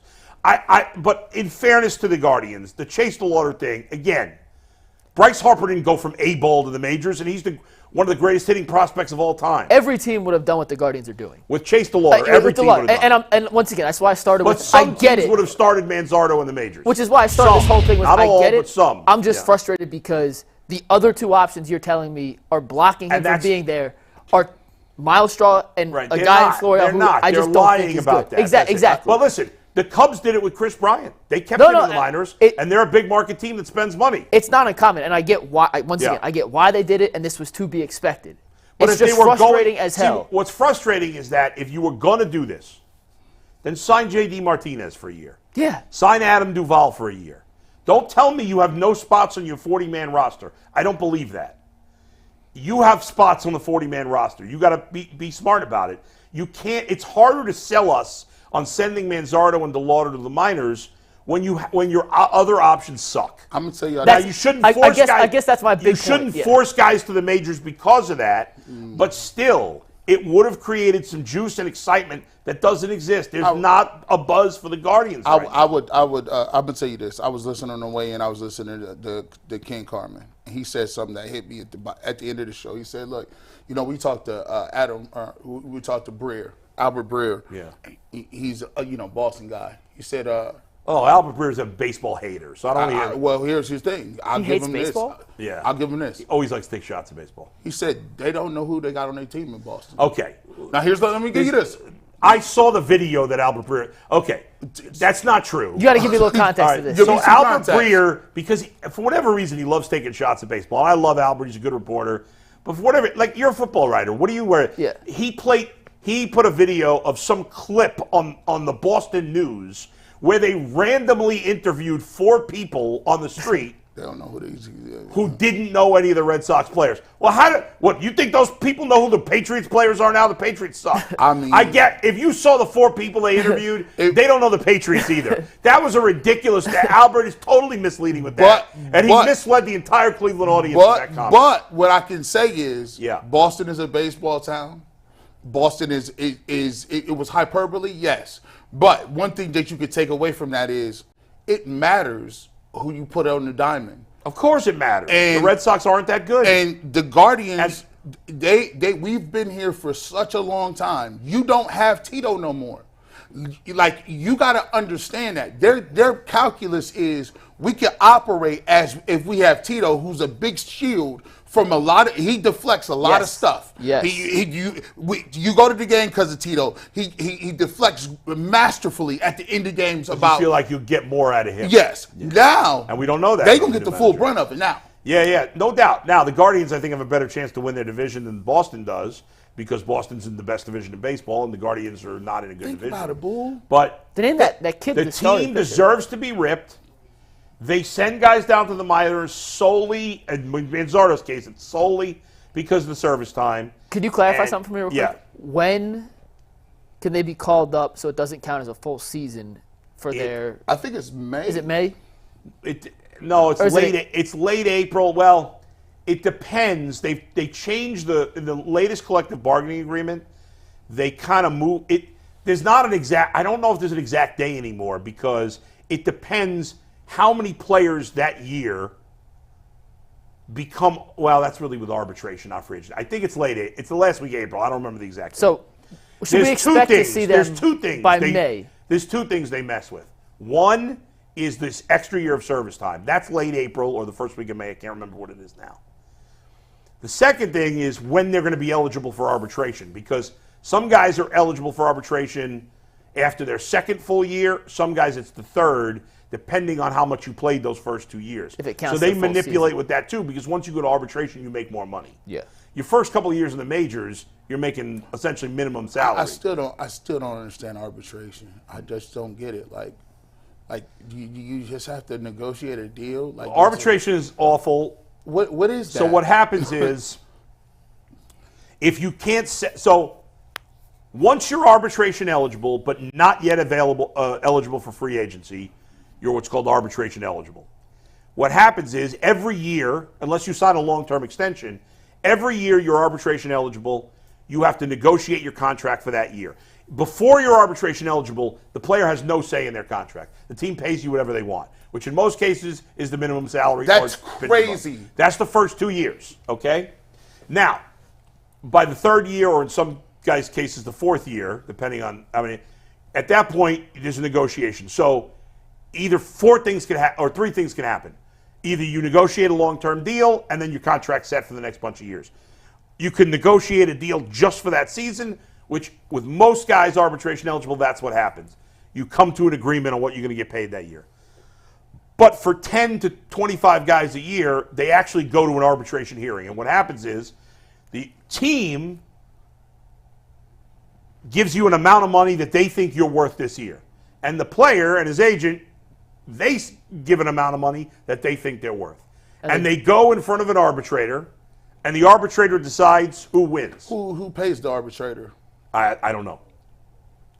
But I think the league does. But the players do win. It's not like the owners win that all the time. It's a mixed bag. It's probably 50-50. Who came up with this archaic? It's terrible. It's a weird system. They need to get rid of it. It doesn't happen with that many. I don't think the Guardians have gone to arbitration with anybody in a while. But there were some players. In fact, still in the minors. Corbin Burns of the Brewers. What's bad about it is the team is in this arbitration hearing arguing why you deserve less money. So they're basically taking a shot at you. It creates some bad blood. And then you got to come back and play for them after they give you the money. Now, it's not the manager that's saying these things. But it's the general manager. It's a representative of the team. It's bad. This is crazy. It's sour. Corbin Burns, who got traded this offseason from the Brewers to the Orioles, part of the reason he wanted to get out is because he went up in arbitration last year. He'd been one of the best pitchers in baseball, and he got bad-mouthed in his hearing. So he's like, I don't want to play for them anymore. Screw them. All right, then I'll catch you later. Now, the Guardians have done a good job avoiding arbitration, though. So by May-ish, fans can expect Manzardo DeLauter? Assuming they're playing well in the minors. DeLauter, Manzardo will be up by May, definitely. DeLauter is starting at AAA, a AA. Now, once you're above A-ball, AA and AAA these days doesn't really matter. You could go from AA to the majors. It used to be like you went AA, AAA majors. Yeah, step by step. For most guys. Sometimes you'd hop, but now guys go from AA to the majors all the time. But DeLauter had only played 6 games at AA last year. Yeah. So at least you could argue somewhat he should play some at AA because the competition it does jump from jumps A to big from A-ball to AA. That's a big jump. AA to AAA is not as big a jump. And we got super chats in 1 second. One last question. Yeah. If Manzardo and DeLauter do get called up, yeah, do the Guardians have a championship roster? Shut up. I don't think so. Okay. Well, but no, you know what? I think if they're pitching, if they get in the dance, they get hot. If their pitching stays healthy, I do think the Guardians could possibly win a World Series. The Texas Rangers and the Diamondbacks both barely made the playoffs last year, and they played each other in the World Series, and the Rangers won. How about getting hot the right time in baseball? Part of the reason the Rangers won is because they made trades for pitchers late in the year, which the Guardians probably will not do. But the Guardians have a good pitching staff. If they stay healthy and perform, they'll have a chance. And unlike basketball and to some degree football, in baseball, if you make the playoffs, you can win. All right, super chats. Go ahead. Yeah, before we get to super chats, I'm going to toss it here to Earl, who's got a new 216 episode coming out tomorrow. Yeah, Ultimate 216 tomorrow. It'll be a pre-recorded episode. Me and my homeboy, Cleveland native, former NFL wide receiver Cecil Shorts, are going to have an in-depth conversation about mental health. We also both seen a very cool photo of Jerry Jeudy today, and we're going to talk about how people should remember that photo of him and others like it before they start ripping an athlete publicly. Yeah, so when are you going to be talking NASCAR in the Ultimate 216 show? You told me you're a huge NASCAR fan. You never talk about NASCAR. That's something for something else. People don't want to hear that. So actually, somebody was in the chat was saying that the small segment I did on mental health last week really helped them, and it was good. That's what I'm. I heard that. It was a really good segment. Good job out of you for doing that. I meant to Thank mention you. that. I'm glad you brought it up. All right, guys, we got 5 super chats to go through real quick here. First one from Levi Mayfield. Jameis signed his contract today. Covered that. We've got Zach Huffman. Mike is out of pocket, and Bull is right as usual on the Jerry Jeudy contract. Zach. I thought that was going to be on the Chiefs. On the Jeudy contract. Yeah, that was really early on in the show. Yeah. From Armac Dog, I think the Browns should go 14-3, but I have to factor in a couple of bad games for at least a 12-5 record, finishing a game ahead of last season. Go Browns. From our boy Daryl, UCSS is the best sports show in Cleveland, hands down. True. Then from Dontavius Winston, gauntlet schedule, but the toughest games are home, and the Browns play very well at home, especially the defense. And those are our super chats. Well, we don't know if the Browns play well at home. They played well at home last season. That doesn't mean they'll play well at home this year. They've been really good at home under Stefanski. Yeah. Since 2020, their home record's really, really good. I mean, most teams are played better at home than on the road, don't they? Just life is like a bullpen year to year. Throwing out facts. Yeah. Also, I'm shocked someone said you were right on the Jeudy trade after you started this whole thing on people are mad at me because I didn't like the deal. Yeah, now you love the deal. Yeah, we literally talked Bull into liking the deal, G, and somehow he's right. I didn't love the deal. What do you mean? You like it now. I said all along, when I first... He's been doing pretzels all show. He can't keep his point straight. When I first tweeted about it, I didn't know that maybe the fifth-year option was included. I've said all along, if that includes the fifth-year option, then I'm only slightly think it's an overpay. If it doesn't include the fifth-year option, I think it's a way overpay. And you agree with me. Yes, you don't care about the money. You know, I was actually just thinking about whether it would be okay if I urinated on myself or if I just I got about a minute 30 left. Do you got to go again? No, it's I've been having to go since the day one, since the show started. So I've been just trying to do this mental gymnastics over here. Didn't you go before the show? Didn't you say you were fine before the show? Sure did. We were all like, all right, last chance. Then my bladder was like, we got a new liar. We got a new case of water. There has to be. It got to be something. Something in the water. It's diuretics in that, bro. Because I've been over here. My knees been Harlem shaking, bro. I have noticed your legs been. My leg. Dancing Listen, my legs is over here. I'm over here having involuntary muscle spasms. I thought it was a seafood talk. It's crazy, bro. Look at these. Just. Dude, look, that ain't even me. And we got asked to show for overtime? We got asked to show for overtime. We haven't done that in forever. Where has that been? Yeah, where's that been? And where's the top 5 at? Where's top 5 been? Top 5. Real quick, hands up, my bad. I forgot to designate no sports questions. So most of these are sports questions. So if you're a member and you join the chat real quick, we'll probably answer your guys' questions first if they're non-sports. All right. And we got to but I bring didn't have a top 5 chance to back. make quotes today. Top 5 So, Mike, was we good. got one from you yesterday. Take it, Steve. What did I say yesterday?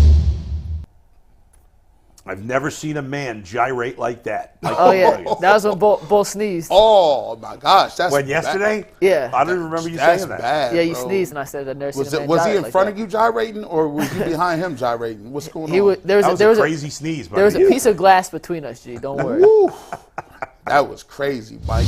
I'm sorry about that, man. All right, See you we'll in see you on overtime. overtime for Ask the Show on the Ultimate Cleveland Sports Show. Peace.